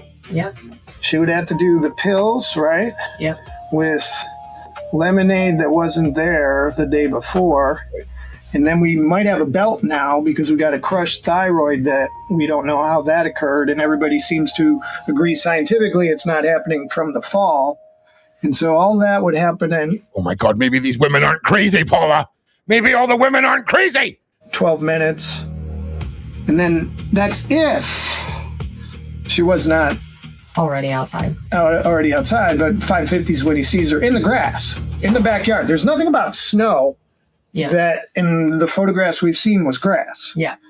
And so then we have Patrick at 5:54, 6:09, and that about works, right? The time from 3B to the house to 6:09 works correctly because it's about 8 minutes on Google Maps. But this time, too, was documented by a call. He calls Lyndsey. He calls Lyndsey. Because he wasn't sure where she was. He thought she wasn't home, even though he parked behind her car. When you go downstairs, go up there, hey, where are you? Hey, kids, you know? Apparently he called downstairs. Nobody answered, so he went upstairs. Okay. And then, so he calls, he goes upstairs, and then he looks out the window. He notices the door's locked. He gets the door unlocked. That's when he sees all the blood, sees the window open. But no footprints in the blood from anybody? Or... Correct. No. What do you mean no? No footprints were seen. And the bed was moved, supposedly in the 12 minutes. Yeah. So the bed's moved, calls 911, then he goes running out to her. Yes. And then at 6:45, we know the baby is revived. Roughly. And that her body temperature was 82 degrees at arrival. Yes. Arrival. So you better break this down so that my brain, because I've ADHD'd about 5 times. I mean, I've made a shopping list. I'll tell you. A whole bunch of stuff, right? So you better do a recap at the end of this. Yeah. The problem is, if she was out on the snow from 5:50, and we had arrival at what times? Would have been like 6:30, 6:40. 6:30? Mm-hmm. So 40 minutes takes 60 minutes. This is best case scenario Best to case get. scenario, yeah. As you go and you look at the scientific, you go run it through, AI, and you... So that already doesn't make sense because the baby was revived and it couldn't have happened at 5:33 Right. Because the baby was revived. So here is the problem: is if it takes. You're confused. You're confused. Well, thank you. Thank you. I think I just want to say you are not alone, Irene. Okay? You are not alone. 40 minutes is the max, right? Yeah. And the baby was revived at 6:45. So if the baby was revived at 6:45, so at 5:33, we're talking about an hour. It's like mind Tetris. It's like fact Tetris. Like the facts are falling down, and we're just trying to make them fit. And it's like, I need a cube, but I've been given a straight line. And 45 minutes later, that would not have been medically possible. A body temperature that doesn't fit, and we got a revival time that doesn't fit. And that's why we're having such a hard time with this timeline. These times just don't match up. This body temp and the revival time don't match up. Okay. Oh God, he didn't tell us shit. Oh my God. All right. So the body time, what? At 5:33, we're talking about an hour and 45 minutes later. Okay. That would not have been medically possible. A body temperature that doesn't fit, too high, and right? we got a revival time that doesn't fit. And that's okay. I need to go. You need. Oh yeah. No shizness. Yeah. Again, I don't know who this guy is, but it seems like they're poking holes now in the timeline of events. Why 33? The baby being revived and the temperature of the body.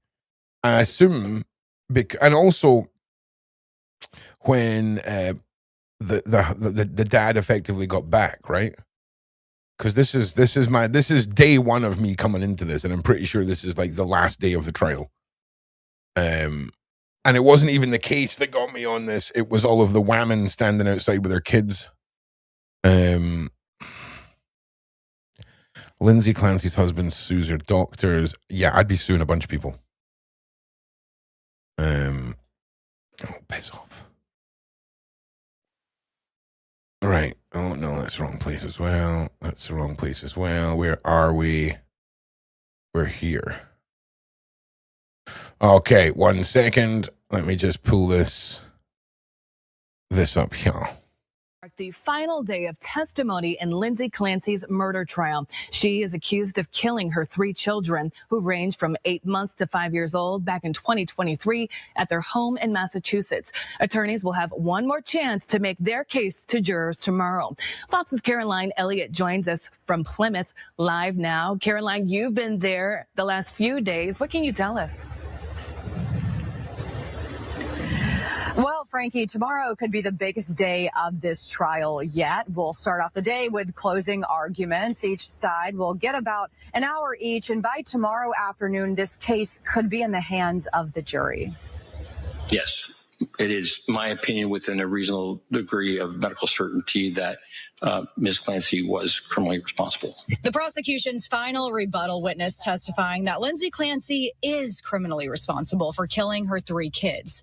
Dr. Gregory Sothoff says he believes even though Clancy was suffering from mental illness, she could still identify right from wrong on the day of the murders. She was methodical and quite controlled and organized, even in that space of time that was short. But the defense argues this was deeper than depression and said Clancy was suffering from postpartum psychosis at the time, driven in part by sleeplessness and anxiety. The side effects, if you will, of a person who's suffering from serious insomnia can actually lead to psychosis, can it not? Yes, it's possible. Defense attorney Kevin Ruddington says Clancy actively sought psychiatric help before killing her kids. He questioned Sothoff about 2 calls Clancy made to a suicide hotline in the weeks prior. Why would she call Aspire again if they wouldn't help her the first time? In your opinion as a psychiatrist, looking for help? Continuing to seek help. And yet again, she didn't get any, did she? Yeah, no, I think the 4 o'clock show is being rescheduled. Sarah's working on it just now. Unless I imagined that. Yeah, no, here we go. So it's a traffic issue. So Wax wouldn't have been able to start till 5, or after 6. Anyway, he's got it. He can't. So we're rescheduling it just now. Saturday or Sunday. Yeah, so it'll be Saturday or Sunday. It'll probably be Saturday, if I'm being honest. In fact, I better just move that till Saturday just now. Thank you for reminding me. My understanding. And because this verdict has to be unanimous, the defense only has to convince one juror in this case. Frankie. Wait, what? As today marked the final in this case. Defense only has to convince one. And because this verdict has to be unanimous, the defense only has to convince one juror in this case. Frankie. Christ, I don't know what I thought there, but I heard it wrong. I heard it wrong. Right, 1 second. Dun, dun, dun, dun, dun, dun. Paula, are you still there? I imagine Paul's on the phone. Don't worry about it, Paula. Just do your thing. Come back when you're ready. Just one juror. They have to convince everyone. Do you know what I mean? Whereas I heard it the opposite way. Like it's one of those days today. I don't know if there's ever been. They're calling this the O.J. Simpson for women. This trial. Okay, I'm not calling it that. But this is an absolute mess of a case. The psychosis side of things, the medication side of things, the data tracking of the husband. Like, it's an absolute mess. Well, I mean, she did throw herself out a window, right? Do you know what I mean? She did throw herself out a window. Let me just have a look here.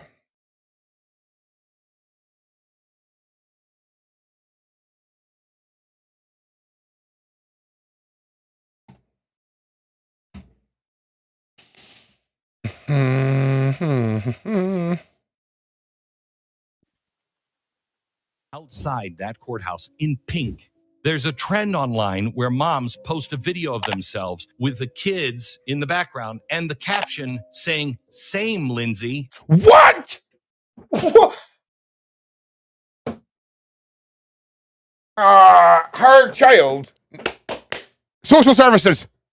We do not even. Listen, every single mother who has posted a video like this, straight to jail. Straight to jail.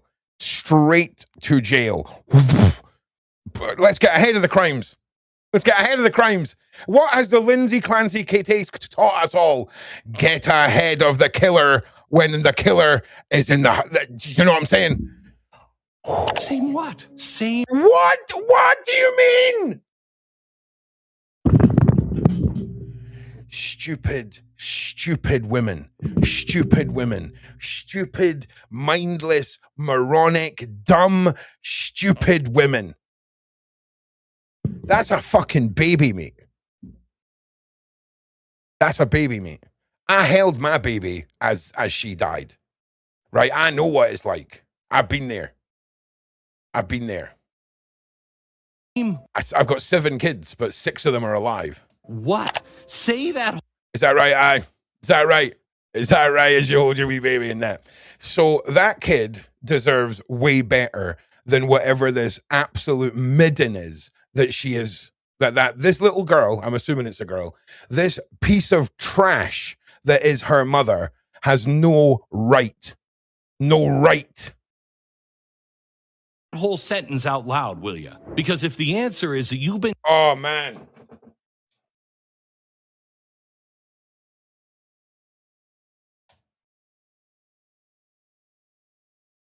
All right,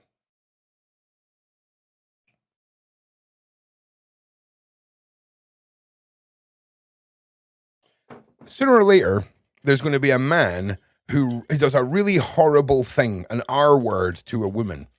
And he's got medication, and he's been to a psychiatrist, and, you know, all of this, he's done everything right, but he just can't stop R-ing. And, you know, testosterone psychosis, right? I'm just saying, This is the world where, I mean, I'm not okay, mate. Nah, I'm not okay. This is maddening to me. Okay. Because of this. Do you see this shit? Same Lyndsey.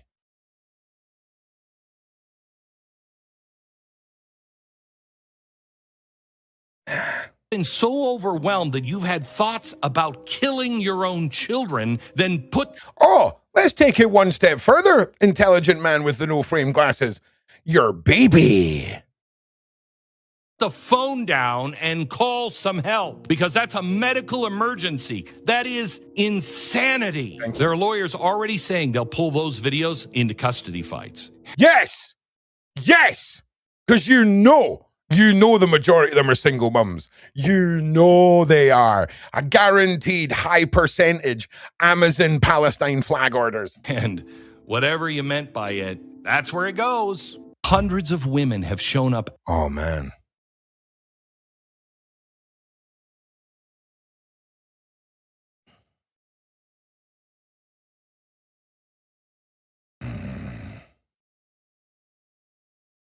Yeah, nah. This is a mess. This is a messy case. This is a messy. There's nothing good. There's nothing good about the case. Nothing good can come from the case. These women, all of it. It's all of it. None of it's good. All of it. I'm really triggered, Paula. In the time you've been away, I've upset myself. Okay? In fact, I've made myself louder and shouted more at myself than you and I were arguing with each other. So where are you landing on this?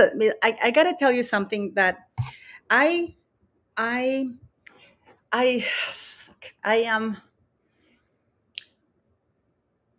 just so exactly. torn because, for example, I had this cousin. I can only go with this cousin of mine that I had. You know, our family was very fortunate. And back then, don't forget, I'm going to be 58. Back then, when I was a child, having schizophrenia or mental disorders. Ron is crashing out. Ron's not crashing out. Ron just it's like for me, when you sit down and listen to this, because the crime scene was never investigated ever. They would literally went with the man's word, and now that when this lady woke up, she hadn't remembered anything, and then they wouldn't let her see anybody. They kept her isolated and being told what happened for weeks, until finally a lawyer was able to get in, a proper psychiatrist, separate, independent, was allowed to get in. What bothers me in this case is the lack that there was no investigation. They went, oh, well, the husband said this and that's it. They didn't investigate that. They didn't do fingerprints. They didn't do anything. There's so many things that are not right, which is why now you have these doubts. Because I did study medicine. Having an 82-degree core, people get confused with skin. Your skin, if you're in the cold, your skin gets cold by your core temperature. Oh, yeah, 100%. To be and it was less than 82. It was 82 by the time she got to the hospital, where she was being resuscitated while she was in the ambulance, while she was covered. So her degree, by the time she got there, when they took the temperature, she had already been almost an hour in the ambulance in the hospital. So her core temperature goes up. But for her, and people forget that according to Patrick's timeline, there is a finite amount of time for this to happen. Now, and one of the things that really, because, and even the prosecution couldn't shake this off, that they were able to resuscitate a little bit one of the babies, right? Which is horrible, right? You know that, right, Ron? Yeah. Say that again. They were able to resuscitate one of the children after she jumped. Okay. So we're talking, and forensically speaking, they've had, even the prosecution could get forensic people to say, well, that means that she just strangled the child, because you have a small window from when it happens, the incident happens, to be able to resuscitate a child, which means that she had just finished. I can't even say it. It's weird. But listen, it gets worse. But if she just finished the poor baby, how can her core temperature be 82 degrees? I don't know. But listen, I'm going to be honest with you. There's a lot of weird crap that has happened in the world, right? That has turned out to be freak of nature circumstance madness. And I don't know enough about this. It seems odd. It seems odd. I don't understand I'll how give you core another temperatures can forensic thing differ. that this is according to the forensics from the prosecution. That her heart, you know that she was wearing an Apple Watch, right? Mm-hmm. Okay. Her heart rate was 57 at 523, which is pretty bad. And it's pretty low, even even by our standards, 57. Hang on a second, Sarah, go and make one of those AI generated images that I like so much with all of the timeline stuff on it, if you can, please, mate. See what spews out, because Ron would help Ron. Says there is no record of. He says he left the house at 5:15, but he got to the pharmacy of like almost 20 minutes after. When the pharmacy is 2 minutes like that. But he doesn't account for any of that. And people are going, people are going with the 5:15 timeline because that's the time he said he left, because he needs to have been out of the house for this to have happened when he's not there. But I mean, listen, right? Like, so let's say it's a 2 or 3 minute drive. Let's say worst traffic ever, 6 to 8 minute drive. They have, there's another thing that they're not talking about, but there are cameras. And they don't see him arriving. There's cameras when they see you coming in. They see it. There are cameras. So he's probably left his house and sat in his car for 15 minutes on his phone. He didn't say he did. No, he said no. He didn't even want to admit when he got into it, because he was asking, because the prosecution was asking, and you got there at 5:32. Were you sitting in your car? Well, I don't know. I don't remember. Yeah, that's good. But in saying that, I mean, if he didn't do it, and it's looking like he did do it, and he's processed the unaliving of all of his children, I would probably have some difficulty remembering. The problem is that nobody. Okay, this is the thing, Ron, because I thought, I couldn't even watch it because I wanted her to just be sent to the death chamber, right? But then for some reason I started watching the thing, and I started watching both. And I started watching the prosecution because I was only interested in what the prosecution had to say, right? Because I wanted the bitch to fry. But then I started watching the whole testimony. And then even the prosecution was having certain issues with the forensic experts and stuff like that. Because the problem is you have a finite amount of time that this Patrick trapped himself in, that finite amount of time, according to him. There's no more time that you can do. This had to have happened in a certain amount of time, right? And the way strangulation works is that it takes about 6 to 7 minutes to off a child. And once the process starts, you can't resuscitate them. So that means that for that baby that was resuscitated, or that they managed to bring the baby to life, that means that unaliving must have happened within the last 10 minutes prior to the ambulance arriving. Sarah's already made the image, right? Give me 1 second. Right. So here we go. And the police didn't lift any fingerprints or anything. For example, there is one. For example, one of the forensics that the prosecution brought. The testimony that Patrick said is that when he opened the door, there was blood everywhere. There was so much blood everywhere. However, when the policeman comes and he says he goes into the same room, he says there was no blood. There were some drops of blood here and there, but there was not that much blood, right? Yeah, we might need a more detailed one, but it's a good start. Thank you very much, Sarah. But yeah, this is some of the key points. But yeah, I mean, we're going to have to delve into this. Like Ron's for me, it's not even about her. For me, it's not even about her mental health issues. It's just that when they said that her core temperature was 82 degrees, after being an hour at the hospital, they managed. So they took the temperature because she was just. And people don't be fooled, because if you go outside right now, if I go outside, your skin gets cold.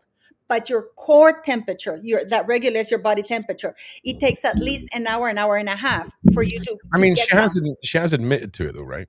No, when she woke up, she didn't know. She was told she had to, because that's what the husband said, and this is what the lawyer said yesterday, that in the 911 call that Patrick made, she couldn't. They could hear the 911. They won't play the 911 call. She couldn't even speak. She was grunting. It's Patrick who said that he had a conversation with her, and the lawyer says, "How can she have had a conversation with that destroyed thyroid?" And they can hear the 911 call that she couldn't even speak. That she go, "Ooh." like this. But the only thing we have is Patrick, that yeah, she told him, yeah. And then even the prosecution's forensic people said that they find that if Patrick hadn't told you that, and by just listening to the 911 call, would you agree that this person couldn't converse? And the people go, yeah, that makes it, that she couldn't even, you don't understand, her thyroid was completely destroyed. This is a mess.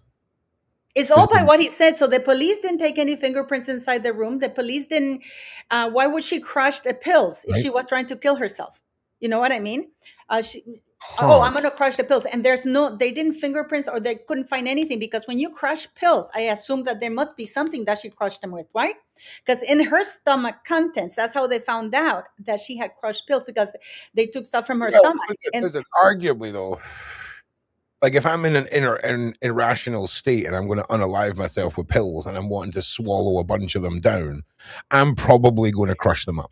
Like, I'm not going to lie. I'm going to crush them up. No, but if you're going to throw yourself out the window.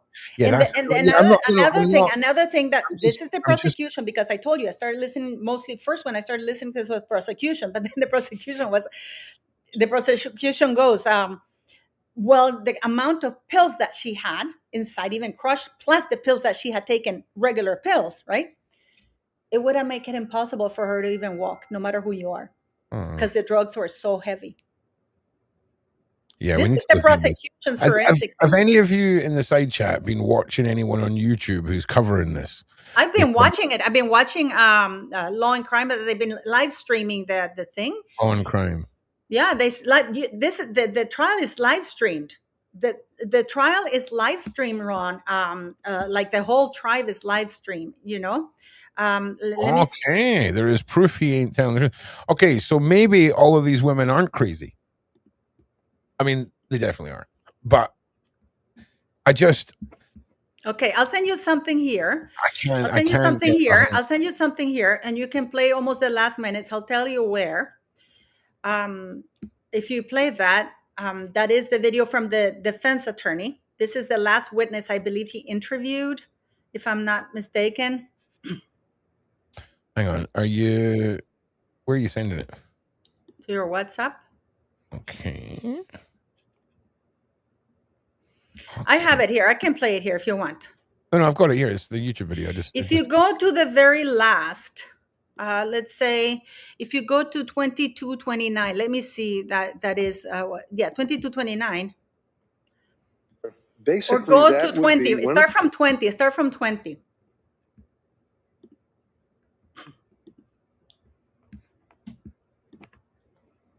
Probably going back to when she was in grammar school.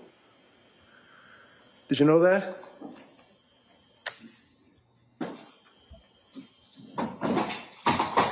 I know she's been open to it, and she told me that she would like for me to speak with them. Right.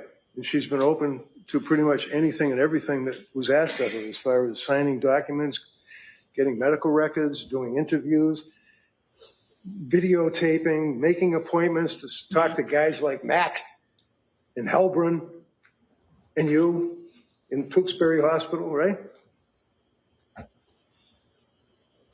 I'm sorry, can you repeat the question? All of your investigation, sir, led up to the fact that you were going to meet with Lyndsey 2 months ago, 2 months prior to our beginning this 5-week triple murder trial. Is that fair? That's true. And you told this jury that you wanted to establish a rapport with this kid? Yes. Do you think for 1 minute, when you're trying to put her in jail for her life, that she wants to talk to you and have a rapport? Next question. Did you establish a rapport? I believe so. She was cooperative? Yes. She was polite? Yes. She was pleasant? Yes. And I asked her at the end if there was any question that I had asked that made her feel uncomfortable, and she responded in a positive way. Okay. One of the things that you told the jury is that you felt that she was malingering, or basically lying. I guess you were telling the jury, in your opinion, that she was making stuff up to make herself look like she's crazy when she killed the children. Is that what you told the jury? I didn't use those words. No. You're a little more finesse than I was. But nevertheless, sir, you're talking about malingering, right?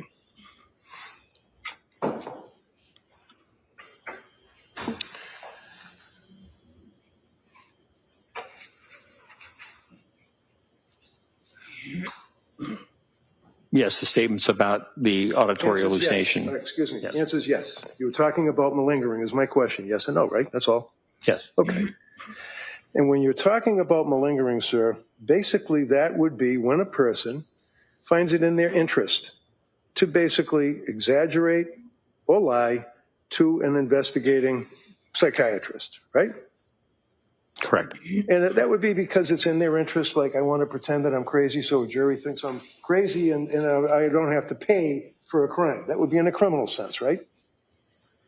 Yes. Workman's comp cases, you know, a guy gets hurt in the truck and then they end up having interviews by guys like you to make sure to see if, in fact, they're legitimately hurt for a workman's comp claim, right? Yes. Or a civil case, like an auto accident, right? Yes. And there are tests that can be administered to people to see, from a psychiatrist standpoint, whether or not there is objective indicia of the fact that the person is indeed malingering. Yes. And what are those tests? Well, I'm not a neuropsychologist, but there's a test called the SIRS, also the TOMS test of memory. So there are certain tests that can be given by neuropsychologists to assess malingering about certain aspects, certain issues. You've also heard, I imagine, of the MMPI, which is the Minnesota Multiphasic Personality Inventory Test, right? Yes. And that's one that has different scales that you can examine to determine if somebody is lying or malingering or exaggerating or anything like that, right? Correct. And you know that Dr. Helbrun administered that very test to Lyndsey about, I don't know, 2 months before you got there, right? Yes. Which would be about 4 months from now, where we stand now, right? Something like that. And would you agree, sir, that even though it would have been perhaps better to actually meet with Lyndsey within the first 6 months after the incident, or a year even, or maybe even 2 years, but nevertheless, it still has reliability and validity, does it not, when it's administered to her? The MMPI does, yes. Okay. And you know, sir, that she, in fact, had no impact on the scales at all, with the exception of likelihood of suicide.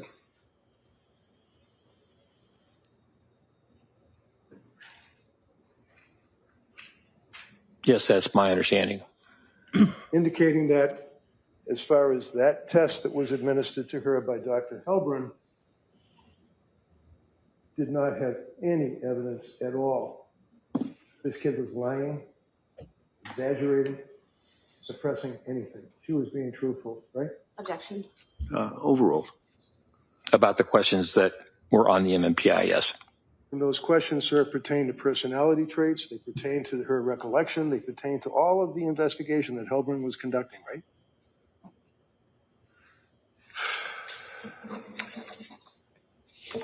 No. Okay. So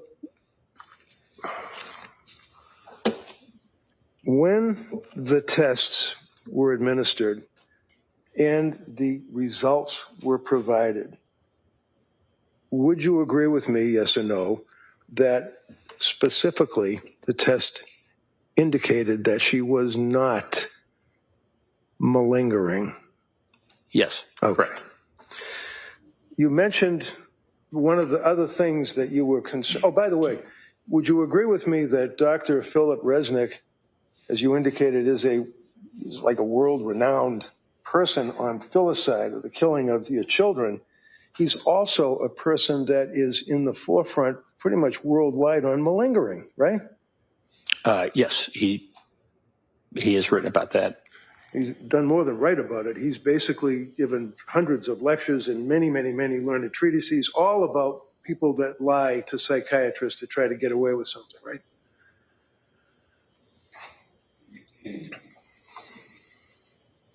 Right? Yes. Okay.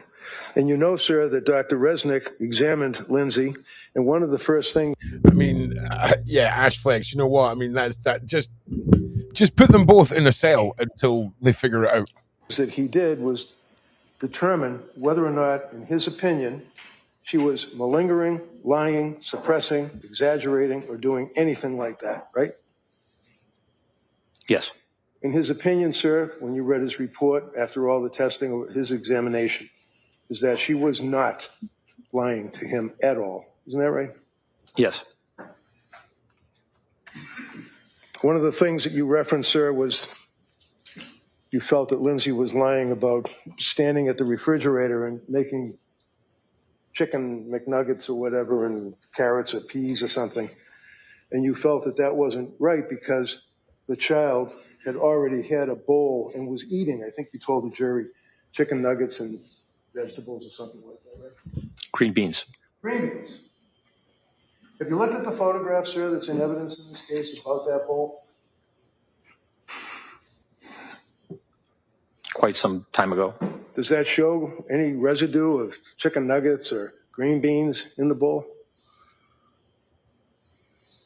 Not that I recall. No, it shows like sliced up residue of a cucumber, possibly a carrot, like vegetables, right? Not that I recall. So there are 3 kids, one of which is an infant who obviously pretty recently got finished breastfeeding, is on the bottle, so he's not going to eat chicken McNuggets, right?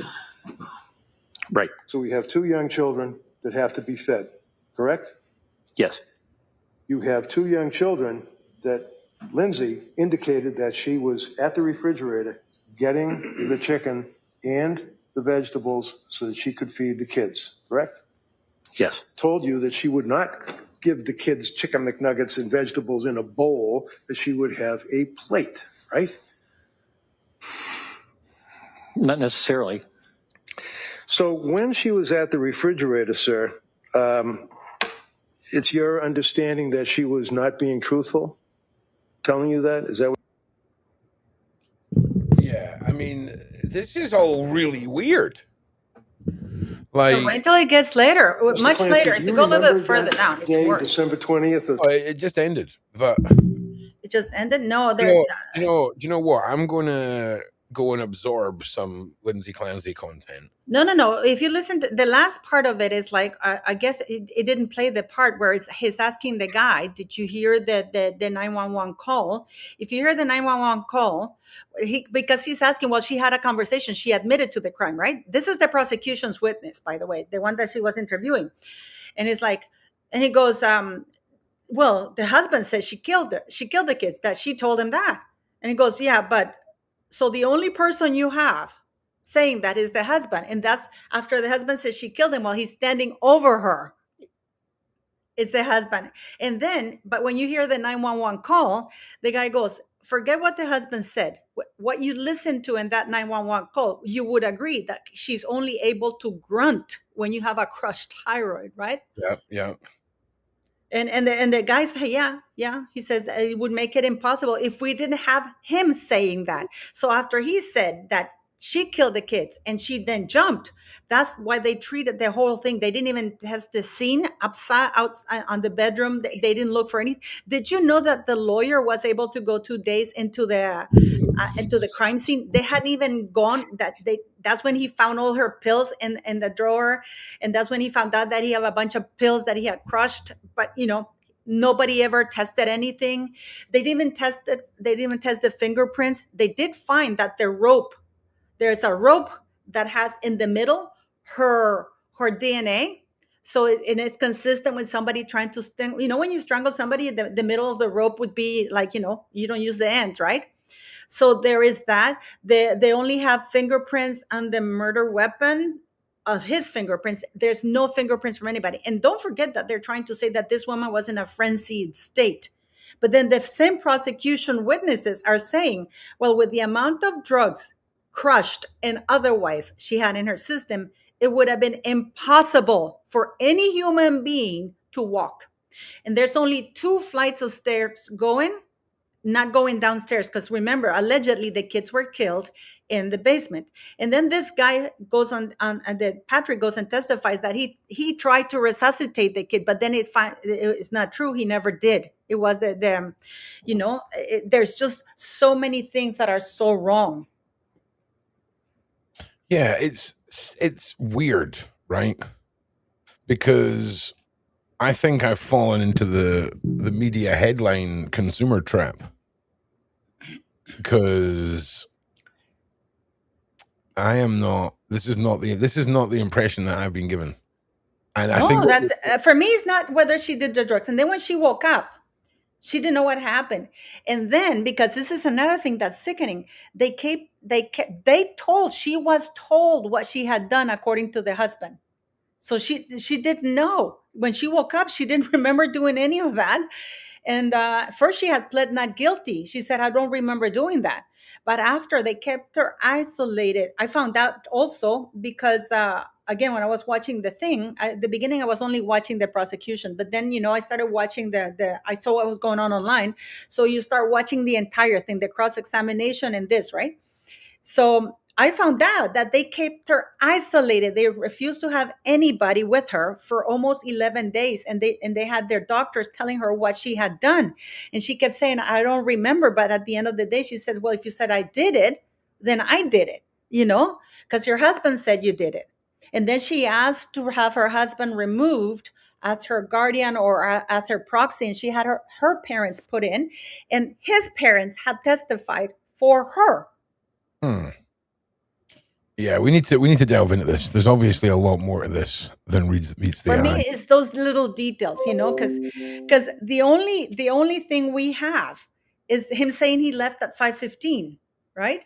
Mm-hmm. And the problem there is a fine, and we've had the prosecutors, forensics, saying that it takes almost 27 minutes, almost an hour, half an hour to kill those children through strangulation. They even had somebody going through very gory details. It was really hard. Unless she did all three of them at once. No, they had prosecutors saying it's impossible because the way things were done. No, you could lie two of them on the floor, put a broom across their neck, stand on the broom and choke. No, they determined that it was the rope, and it was done in a certain way because I'm just saying. You could definitely unalive more than one child at a time, especially if it's with rope. You could. I'm not saying it's a nice thing to think about, but it's not an impossibility. No, because of the way the bodies were positioned. This is another thing that, remember, people went to the crime scene, right? Mm-hmm.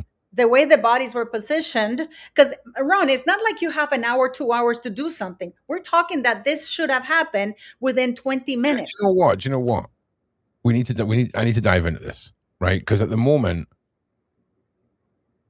I need to dive into this because this Mumbai link is so funny. Paula, I love you, but you're in some bullshit. Why? I'm actually bringing stuff that is forensic. I'm not even going on whether she was on meds, whether she killed him or not. I am saying that you have now senior proper lawyers saying the problem we have is that Patrick imprisoned himself to a certain timeline. But then when you have these killings and the way that they say things were done, the Apple Watch, everything else that was there, her injuries, it doesn't, amount of time, that finite amount of time. It was because don't forget that he said he showed up at 5:52. Yeah, it wasn't rope, it was resistance. But yeah, see, this is the thing. So we need to delve in. I've got a couple of things that I need to do this afternoon design wise. So I'm just going to put some people's reports of this. Find some of the legal lawyer people and just binge some of this content. And tomorrow, obviously the case will be over today. I'm pretty sure she's getting her verdict. Because I don't like these moms that are saying, oh, well, if she killed him because she was on drugs, yeah, fine, I understand that. I think that this is really stupid what they're doing. But then for me, it's not even these women or, whether she was high on drugs. It's just that for me, it's the core temperature. That was a big one. Also his timeline and the fact that the entire police, because every witness that the prosecution brought, they're using the timeline and the statement. Everybody thinks that she killed the kids because Patrick said she told him that she killed him. But when the people showed up, the medic, he's standing over her body. And he's the one who points and says the kids are in the basement or whatever. Nobody, but when you hear the 911 call when he's calling, you can see that she's trying to grunt. She doesn't even remember that, but you can hear her grunting, like she can't even speak.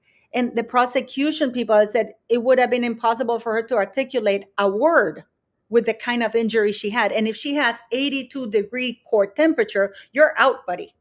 Yeah. You're Do you know out. what? Do you know what, right?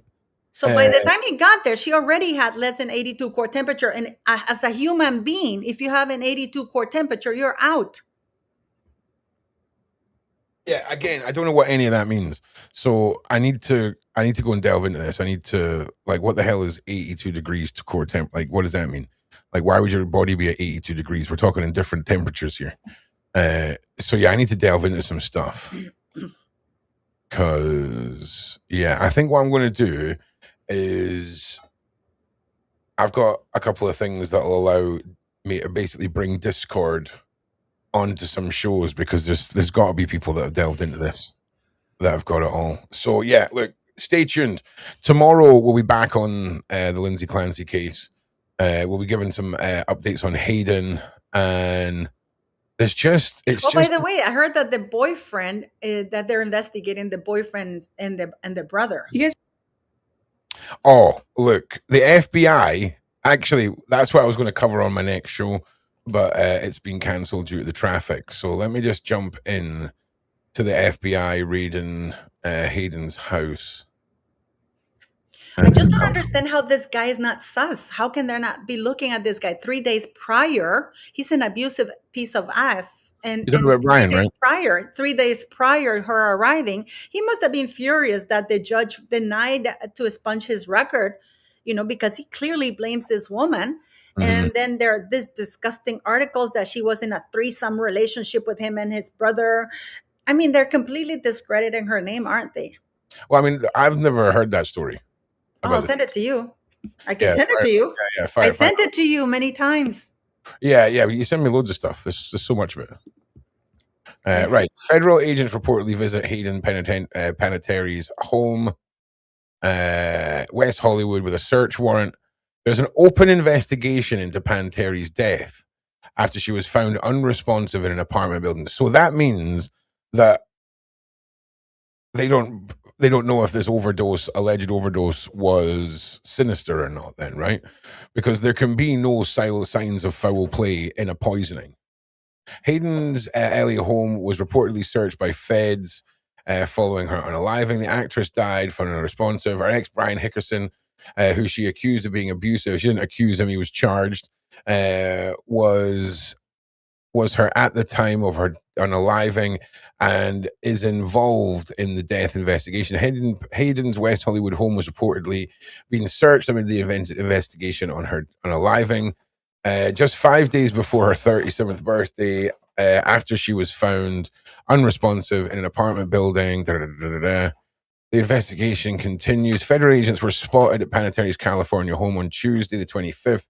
A witness who was inside the building told the outlet that more than 6 law enforcement officers entered the actress's residence. The witnesses added that the agents had a warrant to search the premises. Damn. And of that, I mean, see, in the grand scheme of conspiracy, you can even add, all right, mate. Like he's ripping up an Amazon box behind me.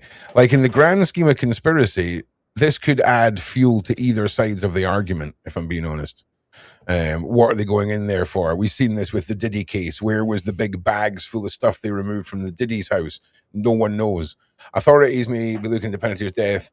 As news broke of the actress, team was reportedly looking to plan an intervention. Here we go. Authorities may be looking into Panettiere's death as news broke that the actress's team was reportedly looking into an intervention. Here we go. We're going to start seeing the snowball of slander now coming out. We're going to start seeing the crazy woman on a drug downward spiral. Gotta intervene. Woman was on podcasts and writing books. All right. She seemed pretty together to me. Director Griff First was allegedly asked to participate as he claimed an August 9th Instagram video for maybe breed about. Okay. Abuse. So that's it. We're just being told that they went into the apartment. Brilliant news coverage, mate. So I mean, I don't know where this is going to end. I imagine it's going to end with a massive slate piece against Hayden. I imagine all of the FBI, if you want to come at this from a cynical point of view, the FBI are just going in to clear up, make sure there's nothing that can be put on the internet, nothing that's been left. It's just a massive loose end. The same with Virginia. It's staring us clean in the face. It really is. So, yeah. Well, look, we're hitting the almost 2.5 hour mark. I think. Ron, God bless the Lord. I think. Remember that problem that I was having? Oh, please. What? Are they okay? Are the people okay? Well, I'm surprised the CEO responded. The CEO responded. Yeah, he said apologies for this. Cool. Things. No, I mean, I hope they are. Nah. Do you know what it would have been? He'll been away with that hot blonde, got a whole pile of that Columbia. Guys, I apologize. I apologize. And just had an absolute blowout for about 4 days. And then he's come to and went, oh my God, I've got 400 YouTubers I need to pay. Guaranteed. We've all been there, Paula. Don't tell me you've not been down in a basement, 3 days into a party, and then you realize what day it is. We've all been there. All right. I am just in shock. Yeah, well, listen, don't be in shock. Do you know what you should be? I'm going to show you something. I hope it's true, because I just got one message saying that this is being sorted out now.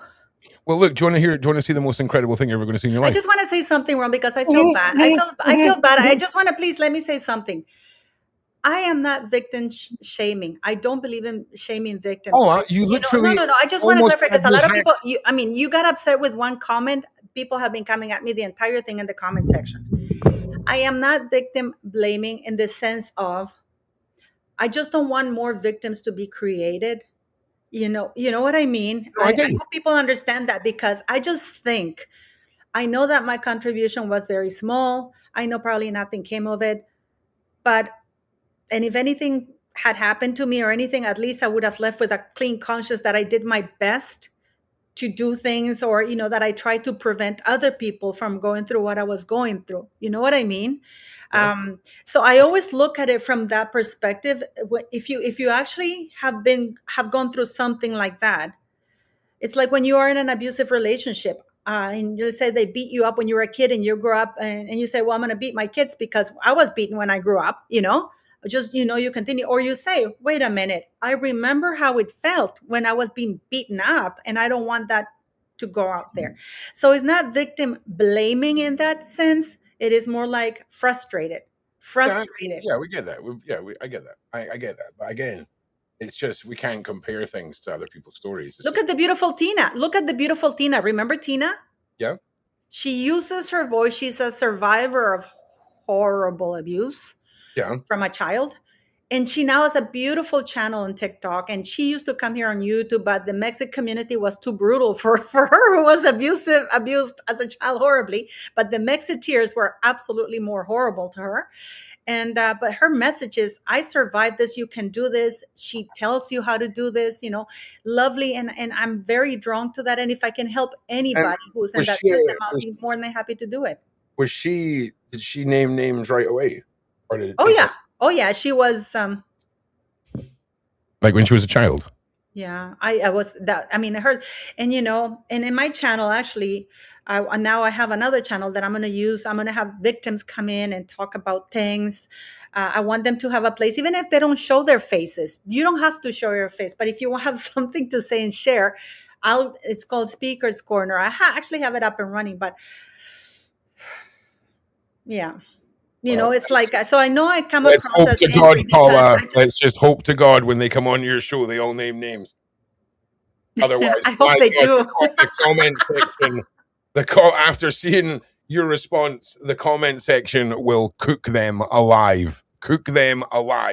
Knowing how you feel about it.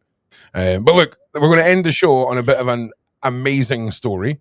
Okay. In fact, you'll probably not see any. Why have we got a fucking StreamYard logo up there?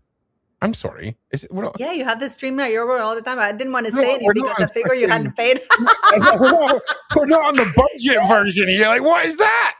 No, get away with your crazy duck. Oh my God. Jesus. Right. So this is probably the most incredible thing you're ever going to see in your life, Paula. Okay. Paula. Watch the video, Paula. Okay. Don't looking at phones. Who's that woman on the bed? Is this some sort of sex video? No. You guys remember this video? Oh my God! That's probably the best pancake I've ever made. What the? Many of you were wondering what happened to that pancake. Well, in the last 6 months, it's gone on its own little journey. Since its birth here in St. Louis, it's lived in... I swear to God, if you don't watch this video about this lady's I will watch it. I'm watching. Okay. you are looking at your phone, Paula. I'm just happy. I will turn this car around and there will be no Disneyland. I'll turn it around. Okay, play the video from the beginning. I'm gonna. Do you guys remember this video? Oh my God! That's probably the best pancake I've ever made. What the?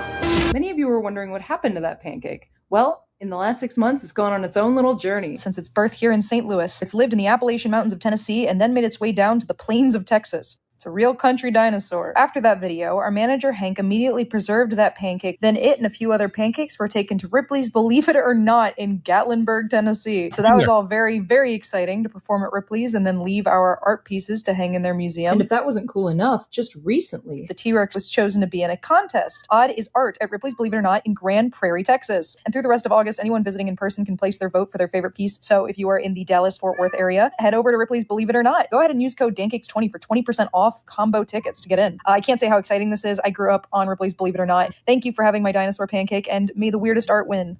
Yeah. I swear to God, Paula. I swear to God. How long have you been looking at that phone for? Because I was watching the video and not watching you. But the thing is, I don't understand it. I'm going to say something. That is supposed to be a normal pancake, right? Right. No, Paula. Look, I'll show you the full dinosaur pancake video. No. I'm looking. Okay. I'm looking from this point of view. I'm looking from this point of view. If this is a real pancake, it deteriorates unless you keep it frozen, Paula, right? Paula, listen. Stop trying to ruin the world, okay? And just be happy for the pancake lady, all right? Well, you always ridicule my mega. It's not about me. It's about the pancake lady, actually. Dude, look at that! Look at the pancake! Look at that beautiful art! No, like, you're not going to laugh when you see it. I don't believe that's a pancake. I believe that's a plastic thing, and she's putting it there pretending to be a pancake. It's not plastic. It's a pancake. Pancake art's a whole thing, Paula. It doesn't exist. That is plastic. I can guarantee it's plastic. Better than the pic. It is easily the most three-dimensional pancake I've ever made. Hold on. I hope Brendan just covers all. How did she do it? God. What's It's amazing. Look at the pancake. I'm saying. I don't believe it. I believe that's a piece of plastic. I think it's bullshit. No, it's real. I believe in the pancake. I didn't expect You that don't believe at in my all. Megatron thing. Why should I believe in your thing? It's real. Oh my God. That's probably the best pancake I've ever made. Life. I'm Ron's authoritarian auntie. Hey, you have no authority, okay? You do a little bit. It's scary. Finds a way. What the? Look at that. I pooped. I'll tell you something. I send things to Ron. I'm a Trekkie. Look at what you've done. Look at what you've done. You've turned all the people into skeptics. He immediately shoots me down. Oh, that's fake, Paula. I'm like, Paula, you're like a single mum who sends me videos of cats sitting on top of dogs' heads in front of fires with a mouse on top of it. I send you really cool videos. No, I send you Megatron videos. Megatron, the Transformer. Yeah, the Transformer guy. Yeah. Okay. They are pretty cool. There you go. I sent you the dragon one. Caraxes. Yeah, that was pretty cool too. I'm not gonna lie. It was pretty cool. Caraxes, and I'm so mad that you can't show the Caraxes 10-second clip here because that dragon has swag. It does have swag. Like when I was listening to Paula all day talking about the dragon with swag, and I was like, "What the fuck are you talking about?" And then she pulled out the receipts, and I was like, "The dragon does have swag. It really does. It really does." Are you sure we can't show it? Yeah, 100%. 100%. Do you know how I know that? Because I have been claimed for everything you could ever be claimed for on my channel. I've even been claimed. Megatron is the best, people are saying. Megatron's not the best. The Yes, best he is. Transformer is not Megatron. Megatron, Oh, wait. the mean one that I sent you, he's the best. That's not Megatron. Wait, is it Megatron? It is Megatron, the one on TikTok. You're doubting my entire reality. All the You know that? time I send you Megatron stuff. I can't deal with this anymore. I've had enough. Oh, you know what I did yesterday? You know, my son is in aerospace engineering, right? Right. And Megan said that they flew from California, whatever, but you couldn't track the flight. I sent you that too. Remember yesterday when I asked you to track it? Yes. Well, my son managed to get it, buddy. And then GB News is using my images and my tracking. I did a live yesterday. They did a live yesterday, and the bastards are using my stuff without even crediting me or anything like that, because they got it. You can tell that it's mine. They got it from. You're saying this isn't a pancake, Paula? You're telling me this isn't a pancake dinosaur? I don't think so. It looks like a pancake to me. I don't think so. I don't think it's a pancake. I think it's a piece of plastic, Ron. It's a freaking pancake. I swear, it's a piece of plastic, Ron, because you wouldn't have it like that. Yes, it would. Listen, no, you wouldn't. Take it from me. I've had a German Shepherd that used to carry. Oh my God, have you been watching this? Lagoon, Lover's Lagoon on Gossip Goblin. Oh my God! So yes, Fifi Butterfly, you can look up historical flight manifest, because I know the names of the two passengers that came on that big ass flight from flying in from, and they took off from Van Nuys, which is has a bigger runway because of the weight of the airplane. Thankfully, my son is an aerospace engineer, and he told me why they needed a longer runway, because of the weight of the airplane. It has nothing to do with the size of the airplane; it has to do with the weight. Bumblebee's the coolest of all Transformers. No, I don't like Bumblebee. Bumblebee. I like Megatron. Oh, I bet you do. The one that is in the TikTok, the one that's in Disneyland. I like that one. I bet you do. Now I'm thinking about making a pancake with features on it. How are you going to get the ink? Is it like an ink thing that they put on it? It's called food coloring. It's been around since the dawn of time, hen. Maybe you've seen it. Called? Food coloring. No, that's different, buddy. That's it. Oh, I know what I was going to tell you. Before we start with this, you can see my mood switch now after I got good news, right? Yep. When I was walking out, the reason why I was late, because when I was walking out, right, my doctor, this gorgeous British doctor, I found out he's married with 2 kids. And now you've got a new doctor. And when you no. I was going to set him up with one of Manuela's employees. You know, she's young and beautiful, and I'm like, "You're married?" Because I just got my wife and kids here back from the UK and blah blah blah. And so that was a bummer. Okay, sick. How is Manuela? Manuela's fantastic. Her son just got married. Her business is doing amazing. Yep. You know, so yeah. Nice. Interesting. Okay, listen, right? Like, first of all, if you don't know what Gossip Goblin is, you need to go and check out Gossip Goblin. This is possibly the greatest use of AI. Where's all the videos gone? Why don't you play one from Megatron, the one that I sent you? I don't want to play it. I feel like your fetish with Megatron has crossed the line. I'm not going to lie. No, he's really funny. The one on TikTok is very funny. By the way, I just want to congratulate you on your music, Ron. Because I've been listening to it. It's really, really good. Oh, thanks. Oh, that's nice. Oh, well, let's talk about that for a second. Let's talk about me. Okay, so listen, anyone who wants to listen. Who are these people? Why are we watching this? Because this is the Gossip Goblin. He's a creator on YouTube. Oh, did you see Perez Hilton? Hijo por Dios. We'll just pretend like I answered. That's all right. Let's just for a second pretend you care about the questions you asked me, Paula. God damn it! Right. So, yeah, this is Ron's album here. It's Ron's album right here. If you want to go and listen to it, I suggest you do, because it's freaking awesome. And this is also my album here. This is the concept album that I done. See, Project ROOQ. There we go. Oh yes. So yeah, go listen to it. Make sure you follow me there as well. I will be live later tonight over on my channel. I just need to go and do something for a client, basically, which is great. But got to do it. So We'll be back tomorrow. And apologies about my show getting cancelled. I'm not playing the Megatron video. Well, okay, just send me a Megatron video. No, because we'll get claimed. Transformers ain't making no money. They're claiming everything. Claiming everything. So it's a goddamn travesty. So look, we'll be back tomorrow. You know, I want you to do like a little outro for me. I'm trying. No. For me, like a personalized one. So I put it on my videos when I finish doing my videos. Oh, okay. I'll pay you. You don't get to watch it until you just got. I've just got to make it, and then you don't watch it, and you just put it at the end of your video, and we just hope for the best. And it's just me, like People watch my videos all the time. I have long watch video times. Would you know what? How about that? How about that? I need you to come to my channel because I want to talk about Northwest. Okay. You know who she is? Hang on. You've resorted to garbage. How about that? How about that? How about I come into your place of work and I tell you that you're trash? How about that? Tarette 707. How about that? How about that? But yeah, no, we've gone away from ourselves at the end here. But this is like bonus show. This is like 35 minutes of your life you're never going to get past the 2 hours of very well put together podcasting. Do you know what I mean? So swings and roundabouts, mate. Swings and roundabouts. Ron, you should do a Buster compilation of all of his antics and put music to it. I don't know what you're talking about, but it sounds like a lot of fun. It sounds like a lot of fun. Do you know what I'm saying? Mars gets it. This is the encore. Exactly. You learned about pancake dinosaurs today. Okay, you learn about how crazy women in pink are wishing their babies weren't alive.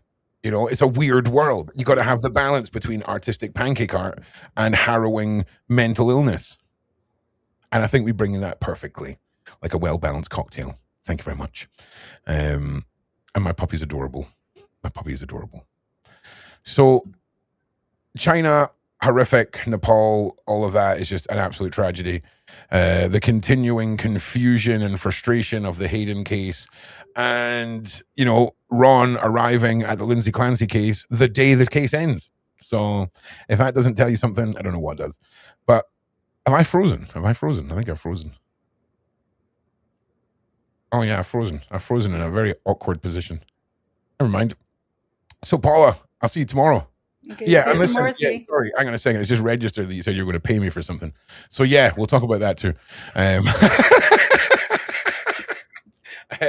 So yeah, thank you very much. But thank you everyone for being here. Love you guys. I'll see you tomorrow. I'm not sure if Sean's on tonight. I think he might be away. So we'll just see. We'll see what happens. So yeah. Yep. That's a great way. That's a real positive note to end it on there, Ellis. Or Ellen. Brilliant. Thousands are unalive. That's a real absolute storming happy note. Let me just check on something here. Oh, hang on. I think I might have something to show you. Hang on a minute. 1 second. I don't think I have. I don't think I saved it. Hang on. Is this it? No. Oh my God. This is amazing, but I can't play it because of copyright music. And I can't show you this because it's got naughty words in it. That's the one we just watched about the pancake. Oh my God. In fact, no one wants to see that. All right, listen, I'll see you all tomorrow. Thanks for being here. You're all awesome. Thanks for being here. Okay, wow. Okay, well, we're going to talk about that, Paula. Just going to leave me here frozen. You're going to leave me here alone and frozen. Brilliant. That's really polite. It's really nice. That's just great. Let's all make up rumors about Paula. In fact, everyone go on Reddit and let's all make up a rumor about. No, I'm kidding. Right. So listen, thank you all for being here. Paula doesn't thank you. In fact, Paula resents all of you. In fact, yeah, that's what she told me. Yep. That's what she told me. Yep. No, I'm just kidding. We love you guys. You're amazing, Bev. You're amazing, actually. Thanks. I don't know. Let's like just we just go and like start playing Paula's content. No, let's not do that. Let's just go. Let's just end it. Quick while we're ahead. While we're frozen on the screen, like Jesus Christ. Wait, what it looks like I'm about to blow out the candles on a cake. Yeah, do you know, Ron has been stuck in a mental health loop offline. Ron has really mastered the art now of smiling for the camera. Like, it's actually quite concerning how terribly demobilizing some of my days are. And then it comes to turn the camera on, and then, I know I'm frozen. I know I'm well aware of that, actually. So I'm trying to just navigate an incredibly frustrating system of metaphorically having the universe punch me repeatedly in the face and standing over me while it's laughing in my face, and then me trying to just smile and crack on. Do you know what I mean? So there's a lot more to it than that. And then a friend of mine came round out of the blue to see me a couple of days ago. My mate Joe, big shout out Joe. And he was sitting in the living room and I was sitting on the chair. And my brain starts cycling through what I should be doing in order to not look like I'm in a mental spiral, right? Or make eye contact, smile. And then I'm like, oh my God, I'm a psychopath. So it's been a fun week. It's been a fun week. We all have moments. We all have moments like that. I'm gonna go put some sausage rolls in the oven. Maybe undercook them. Live life on the edge. You know what I'm saying? All right. Look, love you guys. I'll see you all later on tonight. There will be a live up. And yeah. Good for you. Toodle. Do you know what? I'm not even going to argue with you. Well done, sir. Delicious. Little discs of fluffy happiness, I should say. One of the things that wherever America got their, wherever country America like stole their breakfast pancake recipe from, it's probably Scotland, actually, because they're basically just Scotch pancakes. So good. So good. And also, can you tell me why Canada can justify putting a maple leaf on its flag and just completely just doesn't acknowledge what the beaver done for Canada as an entire country throughout history? Little flappy bucktooth fluffballs, man. Like Canada was built on the back of beavers, okay? Not syrup. Not syrup. Right, hang on, Sarah's. Oh my God. Wait, how though? How? Sarah, this is not. Oh, this. Listen. This is what Sarah just sent me. This is what my producer just sent me. I think it's the most incredible thing I've ever seen in my goddamn life. Like, why is that working so incredibly well for me? That's the question that we should be asking ourselves. Because I look like I'm just living a normal day in that image. That's just another day.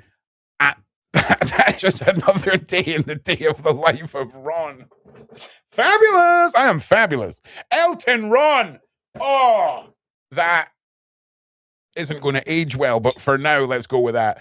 Freaking brilliant. Absolutely brilliant. Christmas card. Great. Thanks for that. Yeah, you can say whatever you like. I look freaking fabulous, me. I don't give a rat's ass. Own it. Own it. Oh my God, what is happening? I don't know. Elton Ron is an absolute belter, though. Elton Ron. Of course, Ron has a producer. We've got a team of producers. You know what I'm saying? I've done like 35 shows. Do you know what I mean? Got to like live life and stuff. Yeah, that's wow. Yep, that is certainly an image right there. Wow. Well done. Touche. Touche, ladies and gentlemen. Touche for the AI generated Ron. All right, listen, thank you all for being here. I appreciate all of you. And yeah, we all have a good time. We all have a good time. So, yeah. Let's just look at that. Look at that. Bosh. Just living his life, mate. Living his freaking life. I feel like Fabulous Ron doesn't have the weight on his shoulders of regular Ron. Like, Fabulous Ron looks like he is logging off, and whatever he's going to be doing is going to be fabulous. All right? We know Fabulous Ron. He knows. He has the ability to ignore the nastiness in the world and just throw on a boa and his tiara and be like, do you know what? Nah. Jesus Christ. All right, listen, I will see you all later on. Who knew? Fabulous. Full screen Fabulous Ron. All right, listen, I'll see you guys all later on. I really appreciate you guys, and I will see you over on my channel later on. And thank you for being here. Please like and subscribe. That's like 12 pancakes. Listen, Toodles, I'm not going to lie. I had a whole you invented pancakes side quest banter thing, and then Fabulous Ron appeared, and the narcissist in me was just like, who is even Toodles, and who cares about her goddamn pancakes? All right, bye.